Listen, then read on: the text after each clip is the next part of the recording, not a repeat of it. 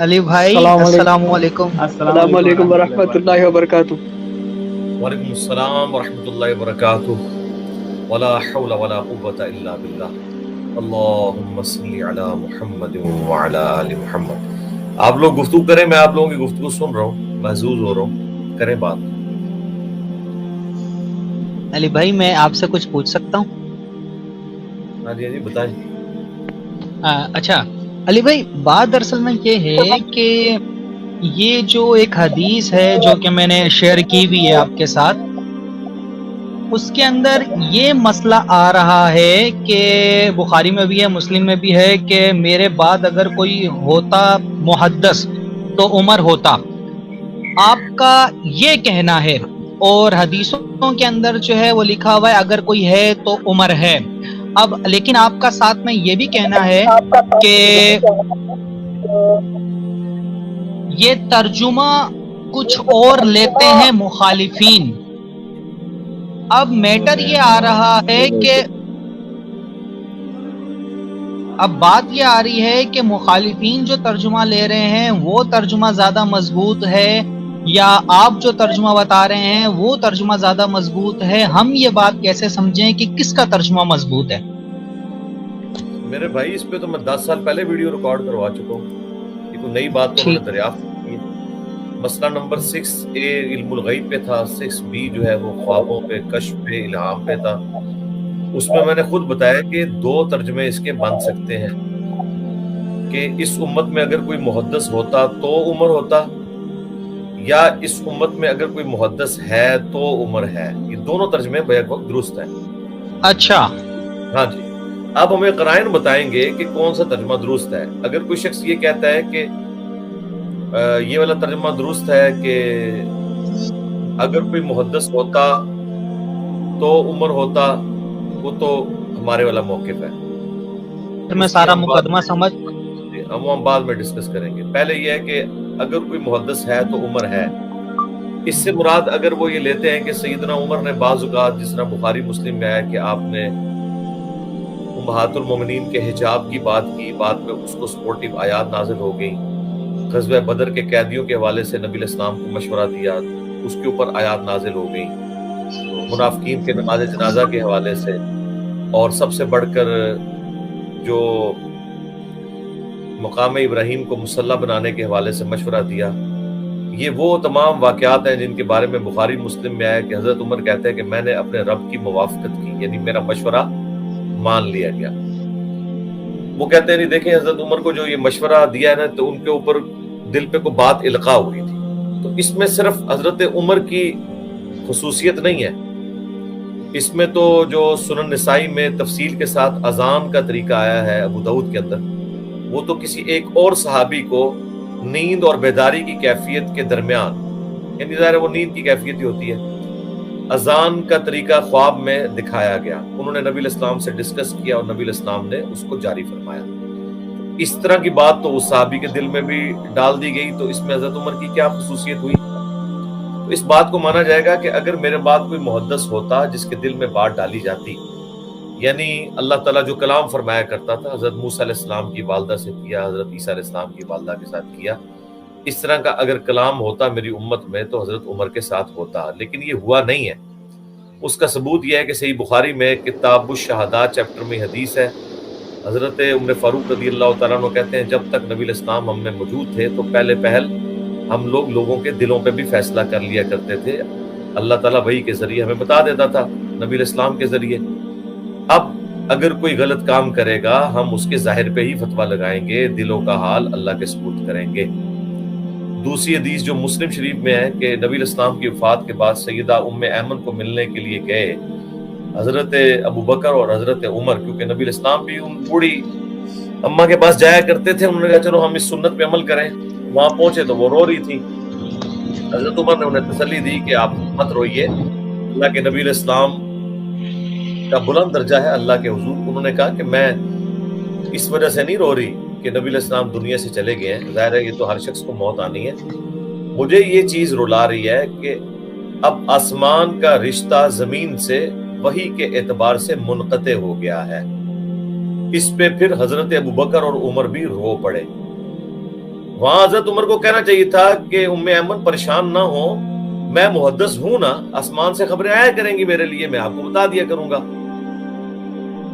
Time قیامت تک ہے ان باتوں کا جواب دیں کہ جس شخص کے بارے میں یہ لوگ کلیم کر رہے ہیں وہ تو خود منکر ہے اپنے بارے میں، وہ تو ایسی بات بتا ہی نہیں رہا، محدث کا وہ معنی لے ہی نہیں رہا، وہ وہی لے رہا ہے جو ہم لے رہے ہیں کہ اگر ہوتا، جس طرح کہ جامعہ ترمذی میں حدیث ہے، وہ بھی سیم انہی الفاظ کے ساتھ ہے کہ میرے بعد اگر کوئی نبی ہوتا تو عمر ہوتا۔ وہاں تو یہ ترجمہ یہی کرتے ہیں، کیونکہ وہ کہتے ہیں یہ تو کہہ نہیں سکتے کہ اگر کوئی ہے تو عمر ہے، یہ تو پاسبل نہیں ہے۔ تو ہمارے پاس یہ سارے دلائل ہیں، اور سب سے بڑھ کر دلیل بخاری اور مسلم کی وہ حدیث کہ میری وفات کے بعد اب نبوت کی خبروں میں صرف مبشرات باقی ہیں۔ جب اللہ کے نبی فرما رہے ہیں صرف مبشرات باقی ہیں، تو پھر کوئی الہام نہیں، کوئی کشف نہیں، کوئی محدث نہیں۔ پوچھا گیا مبشرات کیا ہیں؟ فرمایا خواب جو اللہ تعالیٰ اپنے بندوں کو دکھائے گا۔ خواب میں حضرت عمر کوئی منفرد نہیں ہے، پوری امت میں کسی کو خواب آ سکتا ہے، مسلمان کو بھی آ سکتا ہے، کافر کو بھی آ سکتا ہے۔ کتنی غیبی خبریں کافروں کو بھی اللہ تعالیٰ نے دی ہیں، وہ میں نے کئی دفعہ سائنٹیفک ڈسکوریز میں بتائی ہیں، مسلمانوں کو بھی شرح صدر اللہ تعالیٰ نے کیا۔ تو خواب ایک ذریعہ ہے، باقی وہ کشف اور الہام والا، غیبی خبر والا، یہ بالکل باطل نظریہ، اس کی کوئی اسلام میں حقیقت نہیں۔ ہاں جی، کلیئر ہو گیا؟ جی علی بھائی، اچھا علی بھائی یہ تو کلیئر ہو گیا۔ دوسرا مجھے یہ پوچھنا تھا کہ امام اعلی حضرت نے جو فتوے دیے ہیں جن دیوبند علماء پر بھی جو پرانے دور کے ہیں، مخالفین کا کہنا ہے کہ انہوں نے باقاعدہ نام لے کر رد کیا ہے، نام لے کر کفر کا فتویٰ لگایا ہے، اور ساتھ میں یہ بھی کہا ہے کہ ان کے کفر میں جو شک کرے وہ بھی کافر۔ اچھا، لیکن آپ کا کہنا ہے کہ امام اعلی حضرت نے صرف یہ بولا ہے کہ میں شخصیات پہ نہیں، میں صرف ان کے عبارات پر فتوے لگا رہا ہوں۔ اب میٹر یہ آ رہا ہے کہ جو مخالفین ہیں انہوں نے بھی کوئی حوالہ تو دکھایا نہیں کہ ان کی بات مضبوط ہے یا نہیں، اور اگر آپ کوئی حوالہ ریفر کر دیں تو ہم چیک کر لیں۔ نہیں تو یہ اعلیٰ حضرت کون سا ایسا دین کا رکن اور ستون ہے کہ جو اتنے اہم ہو گئے کہ ہم اس چیز کو ڈسکس کریں بجائے کسی دینی مسئلے کو ڈسکس کرنے کے، ہم اعلیٰ حضرت کو یہاں پہ ڈسکس کریں؟ پھر بھی میں چلیں کر دیتا ہوں۔ دیکھیں، اعلیٰ حضرت نے جن لوگوں کے اوپر بائی نیم فتوے لگائے ہیں نا، وہ لوگ ہیں جن کے ساتھ انہوں نے خط و کتابت کی ہے اور ان کے سامنے اپنے دلائل رکھے ہیں، اس کے بعد بائی نیم ان کے اوپر فتوے لگے ہیں، یہ بات ان کی ٹھیک ہے۔ ہم نے بات کی تھی سب سے مردود جو پرسنالٹی ہے جس کو بریلوی حضرات پریزنٹ کرتے ہیں اہل حدیث اور دیوبند کے مشترکہ امام کے طور پر، وہ ہے شاہ اسماعیل دہلوی۔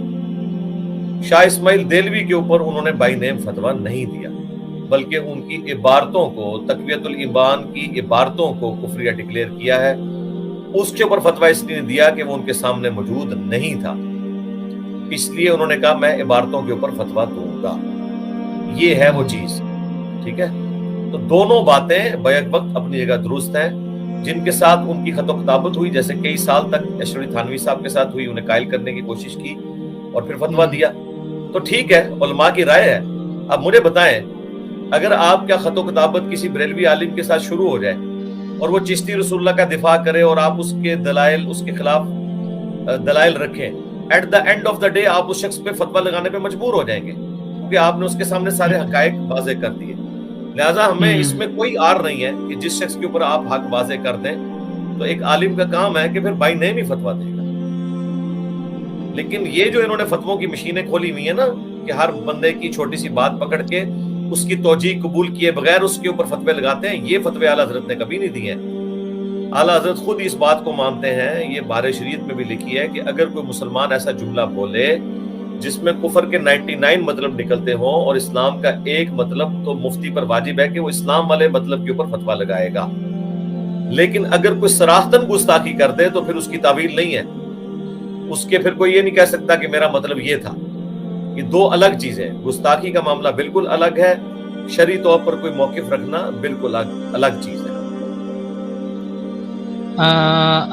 علی بھائی، اگر تو یہ اعلیٰ حضرت نے اشرف علی تھانوی کے ساتھ جو خط و خطابت کی ہے اور ان کے اوپر کفر کا فتویٰ لگایا ہے، تو کیا ساتھ میں امام اعلی حضرت نے ساتھ میں کیا یہ بھی بولا ہے کہ اگر اب اشرف علی تھانوی صاحب کے کفر میں جو شک کرے تو وہ بھی کافر؟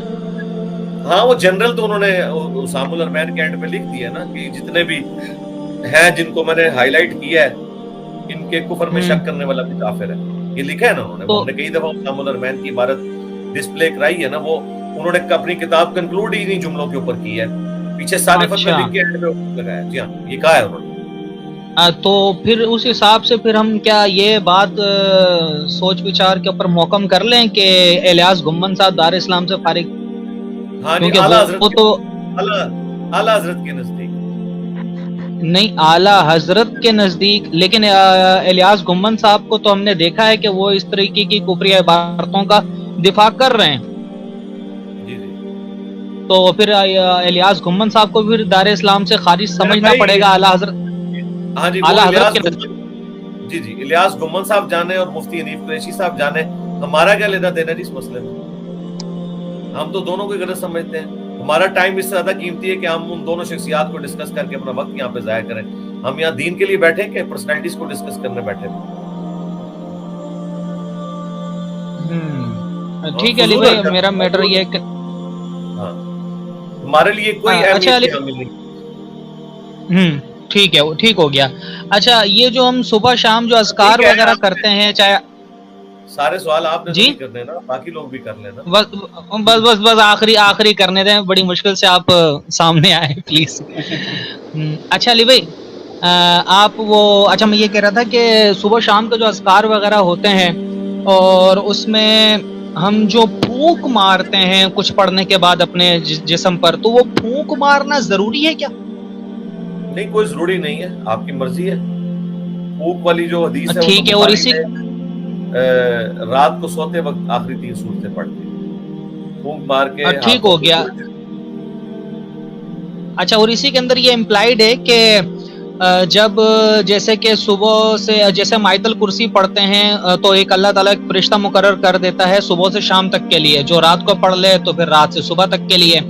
تو اس کے اندر میں یہ بات جاننا چاہ رہا ہوں کہ اب میں نے صبح پڑھ لی ہے آیت الکرسی، تو شام تک تو اللہ تعالیٰ حفاظت فرما دے گا، تو اب مجھے رات کے لیے بھی اپنے لیے ایک فرشتہ اگر مقرر کروانا ہو حفاظت کے لیے تو میں آیت الکرسی تو پڑھوں گا، وہ تو ٹھیک ہے. لیکن میں پوچھنا یہ چاہ رہا ہوں کہ مغرب کی اذان سے پہلے پڑھوں رات کے فرشتے کو بلانے کے لیے یا مغرب کی اذان کے بعد؟ نہیں، مغرب سے رات پہلے کا ٹائم پیریڈ کس طریقے سے داخل ہوگا؟ نہیں، وہ رات کے اذکار نہیں، مغرب سے پہلے. ہاں جی، مغرب سے پہلے پڑھے تو شام کے اذکار ہیں. جو رات والا ذکر ہے وہ الگ سے ہے سونے سے پہلے. وہ تو ہم مغرب کی اذانوں سے پہلے عصر اور مغرب کے درمیان بھی جو اذکار پڑھتے ہیں وہ شام کے اذکار ہو جاتے ہیں. اور ویسے بھی آیت الکرسی تو ہر نماز کے ساتھ ہم پڑھ رہے ہوتے ہیں تو وہ اس میں کور ہو جاتی ہے. فجر کے بعد جس نے آیت الکرسی پڑھ لی ہے اس کو الگ سے صبح شام کے اذکار کی آیت الکرسی پڑھنے کی ضرورت نہیں ہے. اوکے، میٹر کلیئر ہو گیا. سوال ختم ہو گیا آپ کے؟ بالکل سب ختم.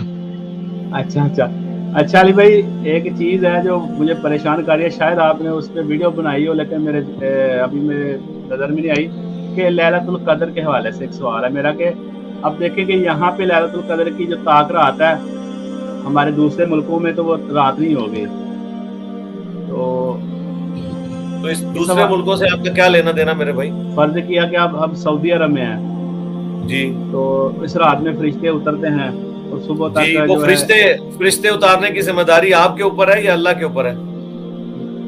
تو اللہ کے اوپر ہے، لیکن بس پھر آپ کا کیا لینا دینا میرے بھائی؟ آپ تو کل کو مجھے یہ بھی بات کریں گے کہ بخاری مسلم میں حدیث ہے کہ فجر کے وقت فرشتے آتے ہیں، وہ ڈیوٹیاں چینج ہوتی ہیں، عصر کے وقت آ جاتے ہیں، ان کی ڈیوٹی چینج ہوتی ہے، فجر والے واپس چلے جاتے ہیں، اور ادھر اتنے بجے فجر ہو رہی ہے فلاں جگہ. بھائی اس سے آپ کا کیا لینا دینا میرے بھائی؟ آپ کے ڈومین کی چیز ہی نہیں. آپ اپنی بات کریں کہ آپ جہاں پہ موجود ہیں. قرآن میں آیا کہ تم میں جو رمضان کا مہینہ پائے اس میں روزے رکھے، تو آپ پاکستان میں رمضان کا مہینہ پائیں گے تو روزے رکھیں گے. آپ کو اس سے تعلق ہی نہیں کہ سعودی عرب میں رمضان آیا یا نہیں آیا. آپ کا اس سے کیا لینا دینا؟ نہ سعودیہ کو اس سے کوئی تعلق ہے کہ یورپ میں رمضان آیا یا نہیں آیا. آپ اپنے حساب سے چلیں گے. یہ ڈیوٹیز اللہ تعالیٰ کے ساتھ ریلیٹڈ ہے، بندوں کے ساتھ ریلیٹڈ ہی نہیں ہے. یہ کوئی میتھمیٹیکل ایکویشن تو ہے نہیں ہے. अच्छा, एक जो हमारी उधर हुई है ना हाँ, और अकेडमी मुझे में, ये भी बताएं, इस तरह तो कल आप ये भी बात करेंगे कि जो बुखारी मुस्लिम में आता है कि अगर कोई शख्स किसी की नेकी की तरफ रहनुमाई करता है उसे भी उसका सवाब मिलता है, जितने लोग उस पर अमल करते हैं उनका सवाब भी उसे मिलता है और उनके अपने सवाब में भी कमी नहीं होती। तो ये कैसे हो गया कि शाहिद भाई ने 1 लाख नेकियां हासिल की, वो 1 लाख जब इंजीनियर साहब को मिल गई तो शाहिद भाई के पल्ले भी 1 लाख कैसे बाकी रह गई? मैथमेटिकली तो नहीं रह सकती, लेकिन जो रूहानी चीजें हैं ना उनमें इनकी फोटोकॉपियां हो जाती हैं। ये दुनिया ही वखरा जहां है ये मेरे भाई, थोड़े से सूफी भी बने। अच्छा, हमारा जो हुआ ना क्लिप अकेडमी में रिकॉर्ड हुआ था, जो इंजीनियर मोहम्मद अली मिर्जा साहब स्टूडेंट की अदालत में, वहाँ पे एक सवाल आपने कहा था कि जो कलमा गो है ना उसको हम काफिर नहीं कह सकते। अच्छा, कही थी ना आपने बात? नहीं, सिर्फ ये नहीं, कलमा गो जो ज़ुर्रियात दीन का इनकार ना करता हो। अच्छा, इसमें मेरा ये सवाल है कि जो कादियानी है वो भी तो कलमा पढ़ रहे हैं ना, और वो उनको ज़ुर्रियात हम दीन का इनकार कर रहे हैं ना, ज़ुर्रियात दीन का इनकार कर रहे हैं ना। सही। हाँ, एक आपसे अभी मैं पूछता हूँ, जो कलमा गो के नमाज फर्ज नहीं है वो क्या है? काफिर। बस, तो आपको जवाब मिल गया, उसने ज़ुर्रियात दीन का इनकार कर दिया। जो कलमा गो है और कहे ज़कात फर्ज नहीं है, काफिर। इसीलिए तो किताल किया था हजरत अबू बकर ने कि ये मुर्तद हो गए हैं जिन्होंने ज़कात का इनकार किया। ज़ुर्रियात दीन का इनकार ना करे जो दीन की बुनियादी अकायद और नजरियात हैं। बुनियादी अकायद क्या है? अकीदे तौहीद, आखिरत और रिसालत, और उसमें जो मोटी मोटी चीजें हैं जो नसे कती से साबित हैं, जो कतियुद्दलाला हैं। एक चीज है ज़न्नियुद्दलाला, एक है कतियुद्दलाला। कतियुद्दलाला वो चीजें हैं जो वाज़े नसूस हैं कुरान और सुन्नत की, जिनमें अकीदे खत्म नबूवत शामिल है, कुरान का महफूज होना, हज का फर्ज होना, रोजों का फर्ज होना, ज़कात का फर्ज होना, नमाज का फर्ज होना, अल्लाह ताला की अस्मा और सिफात जो कुरान में आई हैं उन सब को मिन्नो अन कबूल करना। यानी एक शख्स कहता है कि मैं कलमा तो पढ़ता हूँ, अल्लाह की सारी सिफात मानता हूँ, सवाए इसके कि मैं अल्लाह को रहमान नहीं मानता, नाऊज़ु बिल्लाह, तो हम उसे काफिर कहेंगे क्योंकि वो ज़ुर्रियात दीन का इनकार कर रहा है।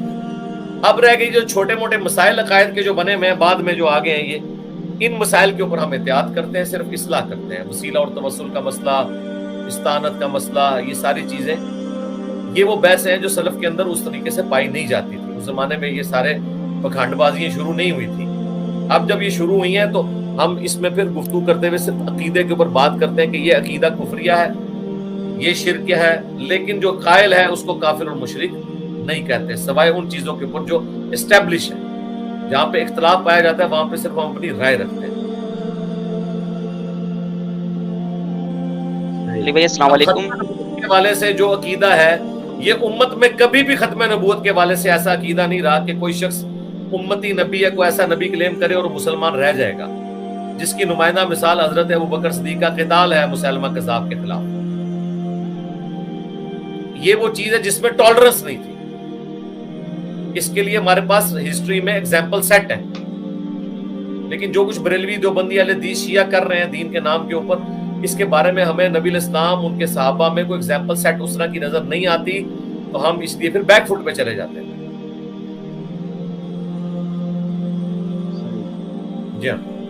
अच्छा अली भाई, आप हर एक मसला के पीछे नमाज पढ़ने के कायल हैं कि जी आप हर एक मसले के पीछे, लेकिन हमें जिस बंदे का कुफर वाज़ह नजर आ जाए, समझ लेकिन वो गैरुल्लाह से मदद मांगने का भी उसका कीता हो, तो क्या फिर हम एहतियात ना करें उस शख्स के पीछे? करें ना मेरे भाई, क्यों ना करें? मैंने कब कहा कि आप ना करें? फतवा और चीज है, तकवा और चीज है। मैंने कब कहा है कि आप जाके ऐसी मस्जिदें ढूंढ के उनके पीछे नमाज पढ़े? मैं तो नहीं पढ़ता हूँ। बहुत मजबूरी कहीं हो जाए तो मैं पढ़ता हूँ, वरना मैं क्यों करूंगा? मैं तो वहां से दूध लूंगा जहां से खालिस दूध मिलेगा। जिस दूध में मिलावट है, मेरा दिमाग खराब है कि मैं क्योंकि चाहे तो इसकी भी बन जाती है तो मैं कर लूं। लेकिन शरीफ फतवा हम वही बयान करेंगे जिस मामले में हम अल्लाह ताला की बारगाह में जस्टिफाई कर सकें किसी चीज को। हम कब कहते हैं कि आप जरूर पढ़ें? ना पढ़ें, जिसके पीछे आपका दिल ठुकता है आप वहां जाके पढ़ें। हम सिर्फ ये कहते हैं कि मस्जिदों से अलग नहीं होना, इस बुनियाद के ऊपर आपने मस्जिद नहीं छोड़ देनी, मुसलमानों की जमीयत से अलग नहीं होना। یہ دو بالکل الگ چیز ہے. یعنی اگر میرے نزدیک محلے میں دو مسجدیں ہیں, ایک دیوبند کی ہے, ایک اہل حدیث کی ہے, تو مجھے کتے نے کاٹا کہ میں دیوبند کے پیچھے جا کے نماز پڑھوں گا, میں اہل حدیث کے پیچھے نماز پڑھوں گا, کیوں جاؤں گا دیوبند کے پیچھے؟ لیکن اگر میں ایسی جگہ پہ رہتا ہوں جہاں میرے پاس اور کوئی جگہ موجود نہیں ہے, تو پھر میں ظاہر ہے کہ مسلمانوں کی جمعیت سے الگ تو نہیں رہوں گا. اور دیکھیں ہماری اس حکمت نے تو دعوت کو پھیلایا ہے. اگر ہم لوگوں کو کہتے ہیں کہ آپ 1.5 یونٹ کی مسجد علیحدہ بنا رہو, الگ ہو جاؤ, تو یہ تو معاملات بہت خراب ہو جاتے ہیں. اب یہ پچھلے دنوں جو شرک والے امام کے پیچھے نماز کا مسئلہ, اس میں نے یہ چیز کلیئر کی ہے کہ صحابہ کرام کے زمانے میں یہ چیزیں اناٹینڈڈ ہیں. ان چیزوں کا کوئی اینڈ نہیں ہوگا اگر آپ یہ کریں گے. کلمہ گو مشرک اور کافر مشرک میں آپ کو فرق کرنا پڑے گا, اس کے بغیر چارہ نہیں ہے. اللہ نے اتنا بڑا فرق کر دیا ہے. اللہ نے جو اہل کتاب مشرک ہیں ان کی عورتوں سے آپ کو شادی کی اجازت دے دی ہے سورہ المائدہ میں, اور جو بت پرست مشرک ہیں ان کی عورتیں آپ کے لیے حرام کر دی ہیں. تو اس کا مطلب ہے اللہ دونوں میں فرق کر رہا ہے. اللہ فرق کر رہا ہے تو آپ کو بھی فرق کرنا پڑے گا کہ اگر اہل کتاب مشرک کو اللہ تعالیٰ اس طریقے سے ڈیل کر رہا ہے, تو جو مسلمان مشرک ہے اس کا درجہ اہل کتاب مشرک سے بہتر ہی ہونا چاہیے. تو ایٹ لیسٹ پھر آپ اسے مسلمان تو مانیں گے نا. ادروائز اگر آپ اس کو بھی یہود و نصارہ کی طرح کافر مانیں گے تو اس کا مطلب ہے کہ پھر آپ نے فرق تو کوئی نہ کیا. کیٹیگریز تو آپ کو بنانی پڑیں گی نا. یا دنیا میں کوئی مسلمان کافر ہوگا, انسان کافر ہوگا, یا وہ مسلمان ہوگا. منافق کا تو آج ہم بتا نہیں سکتے, ہم تو ظاہر کے اوپر فتویٰ لگائیں گے. کافر ہوگا تو اس کی 2 کیٹیگریز ہیں, آسمانی مذہب کا ماننے والا ہوگا اور غیر آسمانی مذہب کا ماننے والا, جیسے بدھسٹ ہیں اور ہندو ہیں. لیکن آسمانی مذہب کے ماننے والے جوز, کرسچنز, اور ان کی عورتوں کے ساتھ کیا ڈیلنگ کرنی ہے یہ اب دیکھنے کی ضرورت ہے. اس طریقے سے جب مسلمانوں میں آئیں گے تو اب مسلمانوں کو اٹھا کے آپ یہود و نصارہ کی کیٹیگری میں تو نہیں پھینک سکتے نا, نہ کافروں کی کیٹیگری میں رکھنا تو ان کو اپنے ساتھ ہی ہوگا. پھر ان کے لیے ایک نئی ٹرم ڈیوائز ہوئی جو آج کے دور کا ایشو تھا, کلمہ گو مشرک. اور اس کی اصل وہ مولا علی علیہ السلام کے مخالفین ہیں, وہ بھی تو کلمہ گو مشرک ہی تھے نا. کفر تو ان پہ لوٹتا تھا نا صحابہ کی تکفیر کی وجہ سے, لیکن صحابہ نے انہیں کافر تو نہیں ڈکلیئر کیا. کلمہ گو مشرک اور کلمہ گو کافر کے تحت ہی ان کو ٹریٹ کیا نا. حضرت علی جب یہ جملہ بول رہے ہیں کہ بھئی یہ کفر سے نفرت کرتے ہیں جبھی تو مجھے چھوڑ گئے, کہ انہوں نے مجھے سمجھا کہ میں کافر ہو گیا ہوں. اگر یہ کفر سے محبت کرتے ہوتے تو مجھے کافر سمجھنے کے بعد میرے ساتھ رہتے نا. اب یہ مولا علی کا اتنا بڑا جگر ہے کہ ایک بندہ آپ کو اتنی بڑی گالی دے رہا ہے اور اس گالی کو آپ اس کے لیے پلس پوائنٹ بنا رہے ہیں کہ خوارج کفر سے نفرت کرتے ہیں اسی لیے مجھے چھوڑ گئے, کہ انہوں نے یہ گمان کیا کہ میں کافر ہو گیا ہوں. یہ مولا علی کا جگرا ہو سکتا ہے, یا مولا علی کا جگرا ہوگا, یا انجینئر محمد علی مرزا صاحب اور ان کے اسٹوڈنٹس کا جگرا ہوگا جو مولا علی کے ماننے والے ہیں.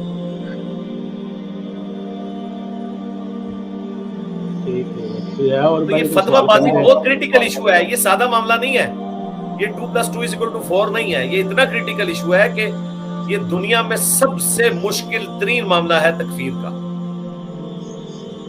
آپ کو اللہ نے یہ نہیں پوچھنا کسی کی تکفیر کی ہے یا نہیں کی, لیکن یہ پوچھ سکتا ہے کہ اس کی تکفیر کیوں کی. بہت ڈینجرس معاملہ. افضل بھائی کسی بندے کو بیعت نہ کرنا ہے بندے. علی بھائی السلام علیکم ورحمۃ اللہ وبرکاتہ. السلام ورحمۃ اللہ وبرکاتہ. جی میں نیپال سے ہوں. جی مصطفیٰ بھائی آپ سوال کریں, کوئی سوال ہے آپ کا تو؟ جی میں آپ سے بات کرنے کے لیے بہت بے چین تھا. افضل بھائی کو بھی بولا, آپ کا لیکچر سن کے بہت پسند آیا. اللہ تعالیٰ آپ کو خوش رکھے, دعاؤں میں یاد رکھے. جی میرا سوال نہیں ہے, میں ویڈیو بنا رہا ہوں, اسی پہ ویڈیو بناتا ہوں آپ کا ویڈیو دیکھ کے اور حدیث قرآن پڑھ کے. بس آپ کوشش کریں نیپال کی جو اپنی لینگویج ہے جس کو لوگ آسانی سے سمجھتے ہیں, آپ اپنی آواز کے اندر اپنی ویڈیوز بنائیں جس میں قرآن و سنت کے حوالے دیں. یہ مجھے بتائیں قرآن اور بخاری مسلم کا ترجمہ نیپال کی لینگویج میں کیا ہو چکا ہوا ہے؟ نہیں, ادھر بھی اردو ہی چلتا ہے. نہیں, اردو پڑھ بھی لیتے ہیں, اردو سن تو لیتے ہیں, سمجھ لیتے ہیں. وہ مجھے پتا ہے انڈین فلموں کی جو برکات ہیں وہ وہاں پہ بھی پہنچی ہوئی ہیں انورٹڈ کاما کے اندر, اور وہ نیپال اور بھوٹان کے لوگ اور بنگلہ دیش کے لوگ اردو سمجھتے ہیں انڈین فلموں کی وجہ سے. لیکن کیا اردو لکھی بھی اردو ایز اے ٹیکسٹ پڑھ لیتے ہیں نیپال کے لوگ؟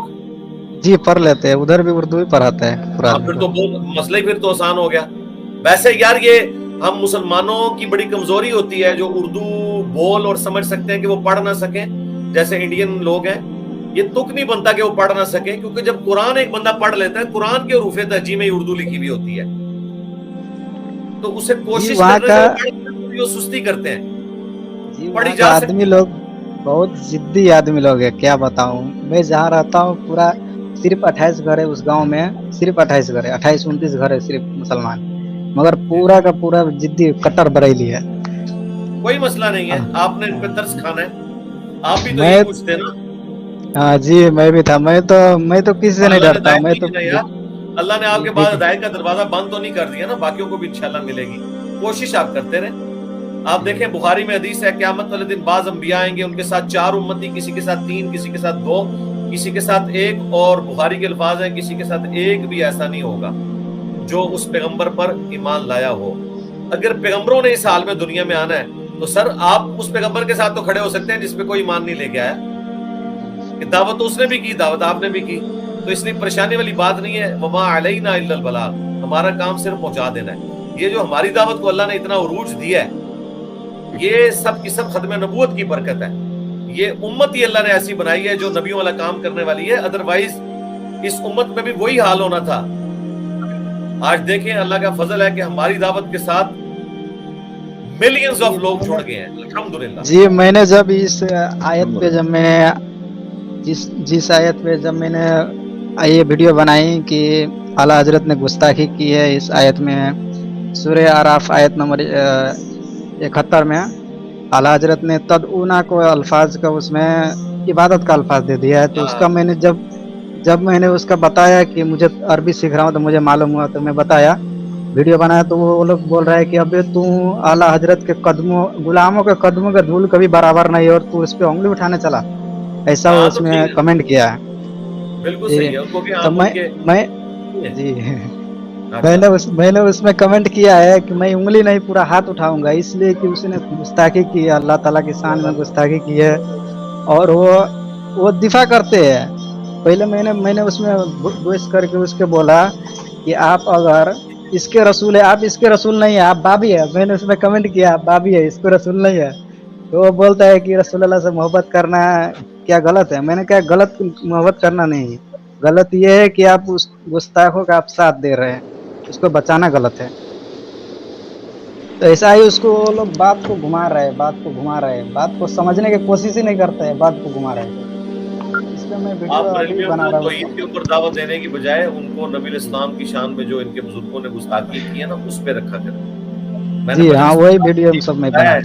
ہاں توحید کے اوپر ان کی کوئی رگ نہیں پھڑکتی ہے، توحید کے لیے کوئی سینسٹیو نہیں ہے، ان کو کوئی فرق نہیں پڑتا۔ پوری دنیا مشرک ہو جائے، یہ کہیں گے کہ نہیں شرک ختم ہو چکا ہے۔ ان سے آپ نے ان کی زبان میں بات کرنی ہے، چشتی رسول اللہ پہ۔ میں نے بہت بار مولوی صاحب میں نے مولوی صاحب کو بولا ہے کہ آپ صرف پہ بیان کیجئے، وہ بولتا ہے ٹھیک ہے میں کروں گا، مگر بیان نہیں وہ کیوں کریں گے؟ انہیں کہ شرک کو چھوڑیں، آپ چشتی رسول اللہ پہ بیان کر دیں کہ یہ کفر ہے، بس۔ اشرف علی رسول اللہ پہ تو وہ کر دیں گے، چشتی رسول اللہ پہ بھی کر دیں۔ نہیں کہتے نہیں، لیکن یہ وہ بات ہے جو اپنی عوام کے سامنے وہ فیس نہیں کر سکتے، وہ ڈریں گے کہ آپ ان کی عوام کو کہیں چشتی رسول اللہ نہ پتہ چل جائے، آپ ان کی عوام کو چشتی رسول اللہ بتائیں، توحید نہ بتائیں، ان کو کوئی فائدہ نہیں ہے۔ وہ لوگ سیدھا کہتے ہیں کہ آپ میرے سامنے آؤ، پتہ چل جائے گا کون اس کے رسول ہے کون باغی ہے۔ تو میں نے کہا مجھے پتا ہے کہ مجھے سامنے آ کے کوئی فائدہ نہیں ہونا ہے، میں سامنے بھی آؤں گا تو میں جتنا میرا دلائل ہے، تو مجھے تو پتا ہے کہ میں آپ کا دلائل جتنا ہے PDF فائل میں وہ پیش کروں گا، اس کو میں بولوں گا، میں کچھ نہیں بولوں گا، آپ یہی پڑھ کے پبلک کو سنا دیجیے بس۔ اور کوئی سوال ہے مجھے بتائیں پھر۔ جی بالکل شیخ صاحب، ایک سوال ہے کہ یہ اہل حدیث مساجد میں یہ کرتے ہیں قیام اللیل، تو یعنی کہ رات کو جو قیام کرتے ہیں، تو ایک وقت آپ نے فرمایا تھا کہ یہ بدعت ہے، اس کے بارے میں پلیز تھوڑی سی آپ ورڈنگ دے دیں پلیز۔ کون سا بدعت ہے؟ یہ شیخ صاحب علی بھائی، رات کو جو یہاں جیلوں ہمارے چوک الحدیث میں کرتے ہیں قیام اللیل، جو پڑھاتے ہیں جماعت کے ساتھ نوافل کے نا جی، تراویح کے بعد، اس کی بات عرض کر رہا تھا۔ نہیں میں نے کبھی بھی بدعت نہیں کہا، وہ آپ کو غلط فہمی ہوئی ہوگی۔ میں نے کبھی نہیں کہا کہ جی بدعت جی ہے. ہمارے نزدیک تو قیام اللیل جو ہے وہ 8 رکعت ہے. 8 رکعت کے بعد اگر کوئی نوافل کے طور پر پڑھنا چاہتا ہے تو اس میں کوئی حرج نہیں ہے. یہ نفلی عبادت ہے, نفل کی جماعت جائز ہے. ہاں یہ ضرور ہے کہ جی نبی جی الاسلام نے آپ کی مبارک صلی اللہ سنت علیہ یہ ہے کہ وسلم. آپ نے جماعت کے ساتھ 8 رکعت ہی پڑھی ہے اور 3 وتر. لیکن وہ جو اہل حدیث کی مساجد میں ہوتا ہے نا, وہ اس میں انہوں نے اس میں تعویل یوں کرتے ہیں نا کہ وہ 8 رکعت رات کو جب پڑھاتے ہیں نا, تو جن لوگوں نے صبح تہجد کے وقت قیام کرنا ہوتا ہے وہ پھر صبح کے وقت ہی آتے ہیں. وہ پڑھتے 8 ہی ہیں, یا 4 رات کو پڑھ جاتے ہیں, 4 صبح آ کے پڑھتے ہیں. تو جی قیام جی اللیل میں مقصد قرآن سننا ہے. 8 سے زیادہ رکعتیں بھی پڑھی جا سکتی ہیں. اس کا ثبوت سنن ابی داؤد کے اندر ہے.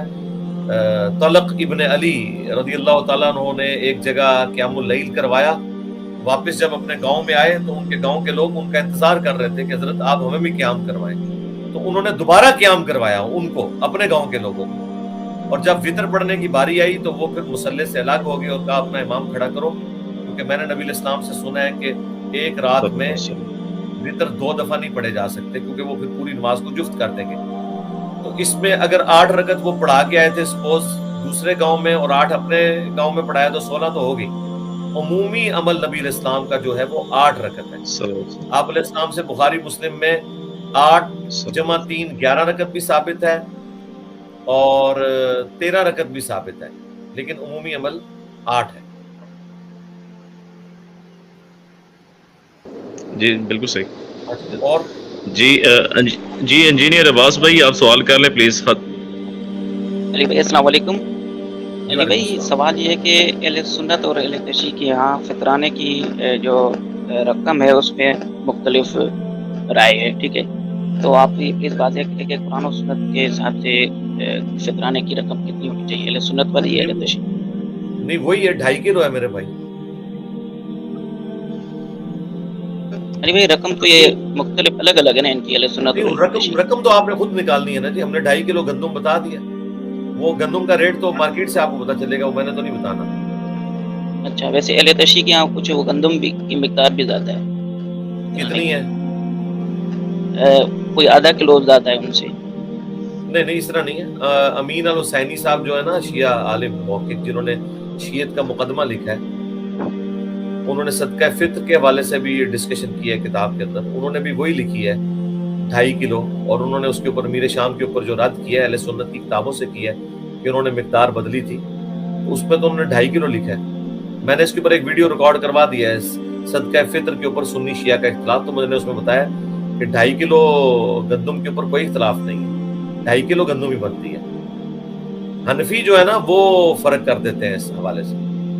جو اہل حدیث کا موقف ہے اور جو صحیح الاسناد احادیث سے بخاری مسلم سے ابو داؤد ترمذی سے ثابت ہے وہ 2.5 کلو ہی ہے.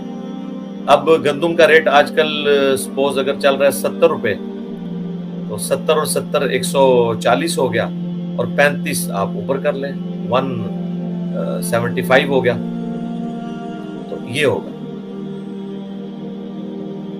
اچھا علی بھائی ایک اور بھی سوال ہے, ایک غیر مسلم بھائی کی طرف سے تھا کہ کیا کافر وہ ہوتا ہے جو خدا کا انکاری ہو یا غیر اسلامی ہو؟ کیا چیز؟ کہ کافر صرف اسے ہم کہہ سکتے ہیں جو خدا کا انکار کرے یا غیر اسلامی ہو, مطلب کہ ایک دونوں ہی کافر مسلمان ہیں, ہو, دونوں ہی کافر ہیں, دونوں ہی کافر ہیں, مطلب اسلام دونوں ہی کافر. مسلمان کو پر پریکٹسنگ مسلمان نہ ہو. نہیں وہ پریکٹسنگ مسلمان تو ایک الگ چیز ہے نا. جو بندہ اسلام کے علاوہ کوئی اور ریلیجن اڈاپٹ کیے ہوئے ہے وہ کافر ہے. ان الدین عند اللہ الاسلام, یہ واضح ہے قرآن میں. اسی طریقے سے ہے وَمَن يَبْتَغِ غَيْرَ الْإِسْلَامِ دِينًا فَلَن يُقْبَلَ مِنْهُ, جو بھی اسلام کے علاوہ کوئی دین لے کر اللہ کے حضور حاضر ہوا, اللہ اس سے اس کا دین قبول نہیں کرے گا. اب اسلام کے علاوہ جتنے بھی ادیان ہیں وہ کفر ہیں, اور کفر عربی میں کہتے ہیں انکار کرتے ہیں. اب اس میں ایتھیسٹ بھی آ جائیں گے. اس میں ایتھیسٹ کو کیا قرآن نہیں ایڈریس کرتا, جو خدا کے وجود کے قائل نہیں, انہیں بھی قرآن کافر کہتا ہے. یہود و نصارہ کو بھی قرآن کافر کہتا ہے. سورہ بینہ کے اندر یہود و نصارہ کو اللہ تعالیٰ نے کافر قرار دیا ہوا ہے. اور اس طریقے سے بت پرست جو ہیں وہ بھی کافر ہیں. دنیا میں مسلمانوں کے علاوہ جتنے بھی ادیان کے ماننے والے یا مذاہب کے ماننے والے لوگ ہیں وہ کافر ہیں. ہاں پھر کافروں کی کیٹیگری ہے. کون سے آسمانی مذاہب کے ماننے والے ہیں ان کو ہم اہل کتاب کافر کہتے ہیں. وہ آسمانی مذاہب کے ماننے والے نہیں ہیں, یعنی جوز اور کرسچن سے ہٹ کے, جس طرح کے ہندو ہیں ہم بت پرست کافر کے طور پر ٹریٹ کرتے ہیں, اور جو سرے سے خدا کا انکار کرتے ہیں وہ بھی کافر ہیں, ان کو ہم کہتے ہیں دہریہ یا ایتھیسٹ کافر. کافر تو وہ بھی ہیں. یہ تو نہیں کہ صرف خدا کو مان لینے سے کوئی بندہ مسلمان ہو جائے گا, جب تک کہ خدا کو اس طرح نہیں مانے گا جس طرح کی خدا کی کوالٹیز ہیں, اس کے سارے پیغمبروں کو نہیں مان لیتا, فرشتوں کو نہیں مان لیتا. اور اللہ تو قرآن میں سورۃ النساء میں کہہ رہا ہے کہ اگر کوئی رسولوں میں بھی ایمان لانے میں فرق کر دے وہ بھی کافر ہے اللہ کے نزدیک. 6 پارے کے سٹارٹ میں یہ چیز ہے کہ جو چند پیغمبروں کو مانے اور چند کسی ایک کا بھی انکار کرے وہ بھی کافر ہے. تو اسلام کے علاوہ جتنے ہیں وہ کافر ہیں. کفر سے مراد انکار کرنے والے. ٹھیک ہو علی بھائی ایک اور لاسٹ کوشچن ہے کہ اگر کوئی مرتد ہو جاتا ہے اللہ نہ کرے اور وہ مطلب کسی بھی مذہب کا کوئی گستاخی بھی نہیں کر رہا ہے تو پھر بھی اس کو سزا دینا یا اس کو ملک بدر کرنا یا اس کو قتل کرنا ضروری ہے؟ میرے بھائی یہ سوال آپ سے ریلیٹڈ ہی نہیں, یہ حکمران وقت سے ریلیٹڈ ہے. یہ سوال مجھ سے کوئی ملک کا حکمران کرے گا, نہ آپ کی زندگی میں کبھی ایسا لمحہ آنا ہے, نہ آپ کا ایسے کوئی تعلق ہے. اکثر علی بھائی کمنٹس میں آیا تھا اس وجہ سے. نہیں کمنٹس میں تو سوال آ گیا, لیکن آپ کا تو اس سے تعلق کوئی نہیں ہے نا, یہ تو حکمران کا کام ہے. ہاں اب آپ نے ان پرنسپل پوچھنا ہے تو وہ میں نے ویڈیو ریکارڈ کروا دی ہے. مرتد کی توبہ کا بیان, کیا مرتد کی توبہ قبول ہے؟ جی مرتد کی توبہ قبول کی جا سکتی ہے وہ اگر رجوع کر لے. پھر اس کے بعد مرتد اگر فساد فی الارض نہیں کر رہا تو پھر معاملہ بالکل ڈیفرنٹ ہے. اکثر مسلمان مرتد ہی ہوئے پڑے ہوئے ہیں, نام کی مسلمان ہیں, تو ہم کیا ان کو قتل کر رہے ہیں؟ ہمیں تو پتہ بھی نہیں ان کے بارے میں. جو فساد فی الارض کرنے والا اگر مسلمانوں کی حکومت چھوڑ کے کسی دوسرے ملک میں چلا جائے تو نبی اسلام نے کوئی ٹیم اس کے لیے روانہ نہیں کی کہ اسے قتل کیا جائے. ہاں جو مرتد فساد فی الارض کرے, مسلمانوں میں بیٹھ کے فتنہ پھیلائے اور وہ ملک بھی مسلمانوں کا ہو, اسے قتل کیا جائے. اس حوالے سے غیر مسلم ملکوں کے احکام ڈیفرنٹ ہوں گے, مسلمانوں کے ملکوں کے احکام ڈیفرنٹ ہوں گے. یہ ایک کمپلیکس ایشو ہے. یہ وہ سوالات ہیں جن کا دین سے کوئی لینا دینا نہیں ہے. اس حوالے سے صرف علمی شہوت پورا کرنے کے لیے, اسلام کے اوپر اعتراضات کے لیے ان سوالات کو اٹھاتے ہیں. جب یہ پریکٹیکلی اپلیکیبل نہیں ہو رہے آج کے دور کے اندر تو خام خواہ ان چیزوں کے اوپر بات کرنا, لوڈیو کے سسٹم کے اوپر بات کرنا علمی شہوت ہے نا. اصل چیز یہ ہے کہ جو بنیادی باتیں ہیں ان کو ہم ڈسکس کریں. ایک مسلمان کا یہ کیا سوال ہوگا اس حوالے سے؟ یہ ایک ایتھیسٹ ہی سوال کرے گا نا, ایک کافی کرے گا نا. ایک مسلمان کو تو کوئی انٹرسٹ نہیں. مسلمان یہ صرف پوچھ سکتا ہے کہ میرے سامنے اگر کوئی مرتد ہوا ہے تو میں نے اسے قتل کرنا ہے, یہ سوال مجھ سے کرے. میں کہوں گا نہیں بھائی تم نے نہیں کرنا بس.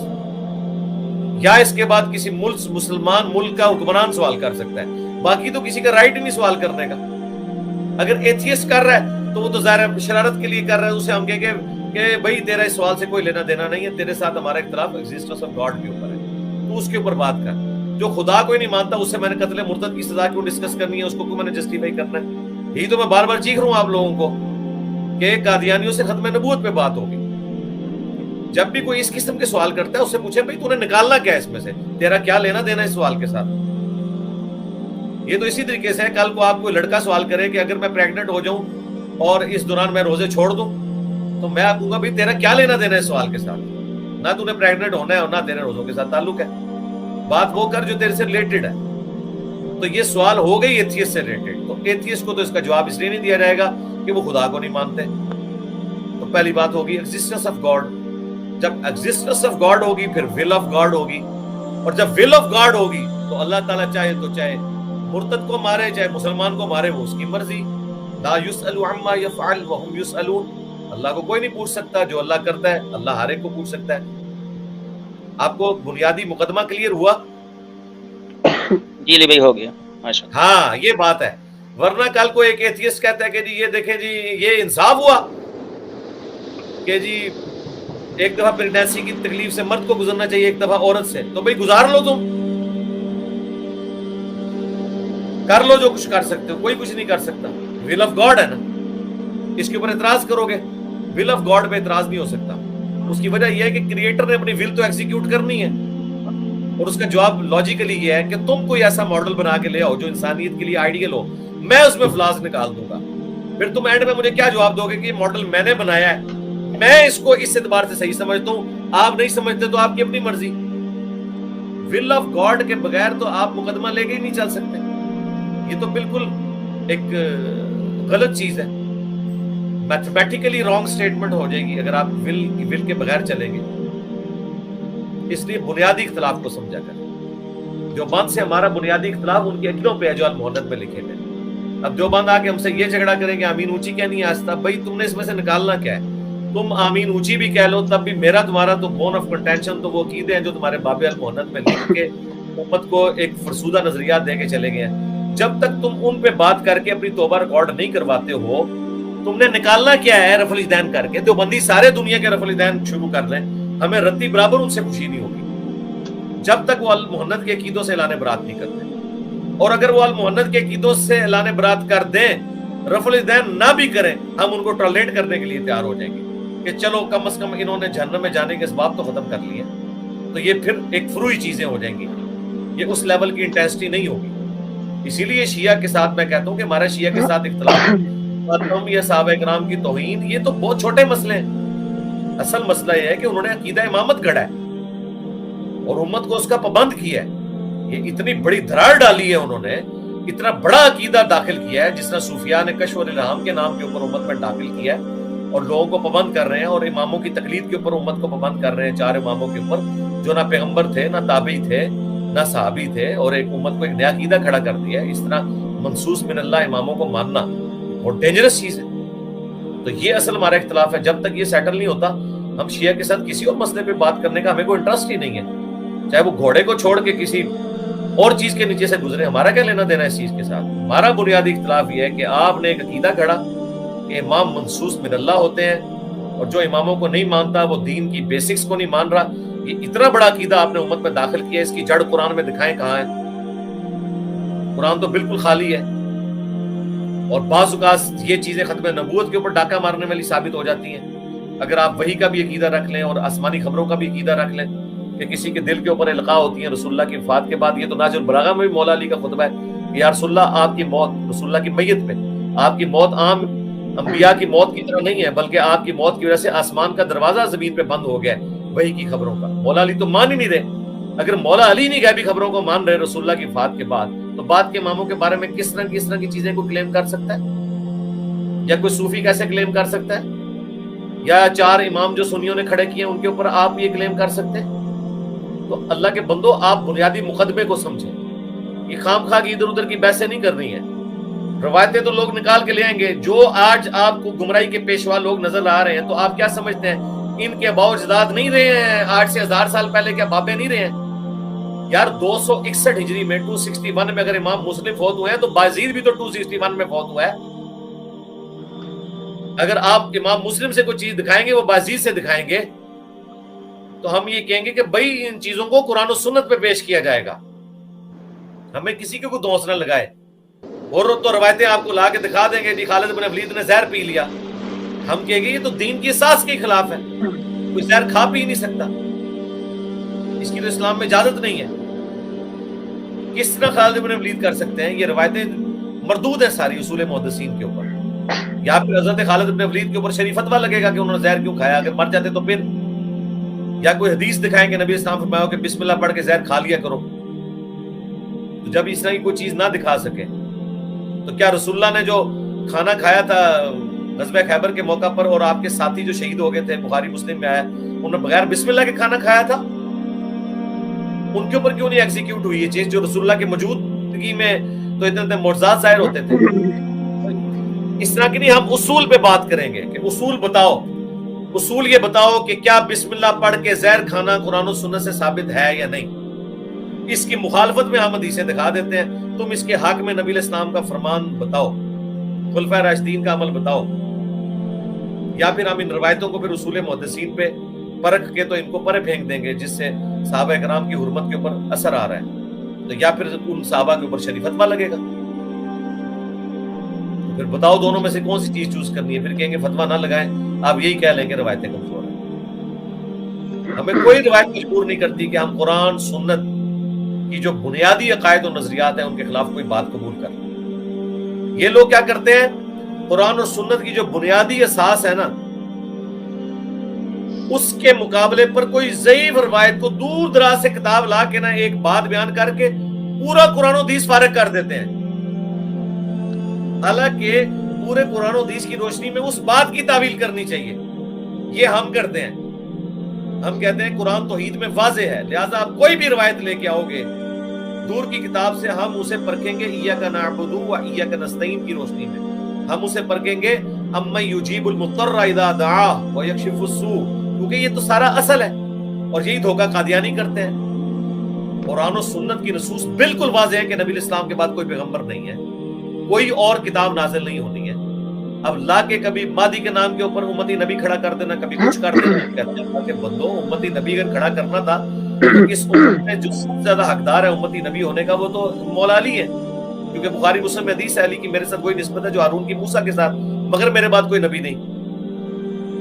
تو ہارون تو پیغمبر تھے موسیٰ کے ساتھ، تو رسول اللہ کے ساتھ اگر کوئی پیغمبر ہوتا آپ کے سپورٹ میں تو وہ علی ہوتا۔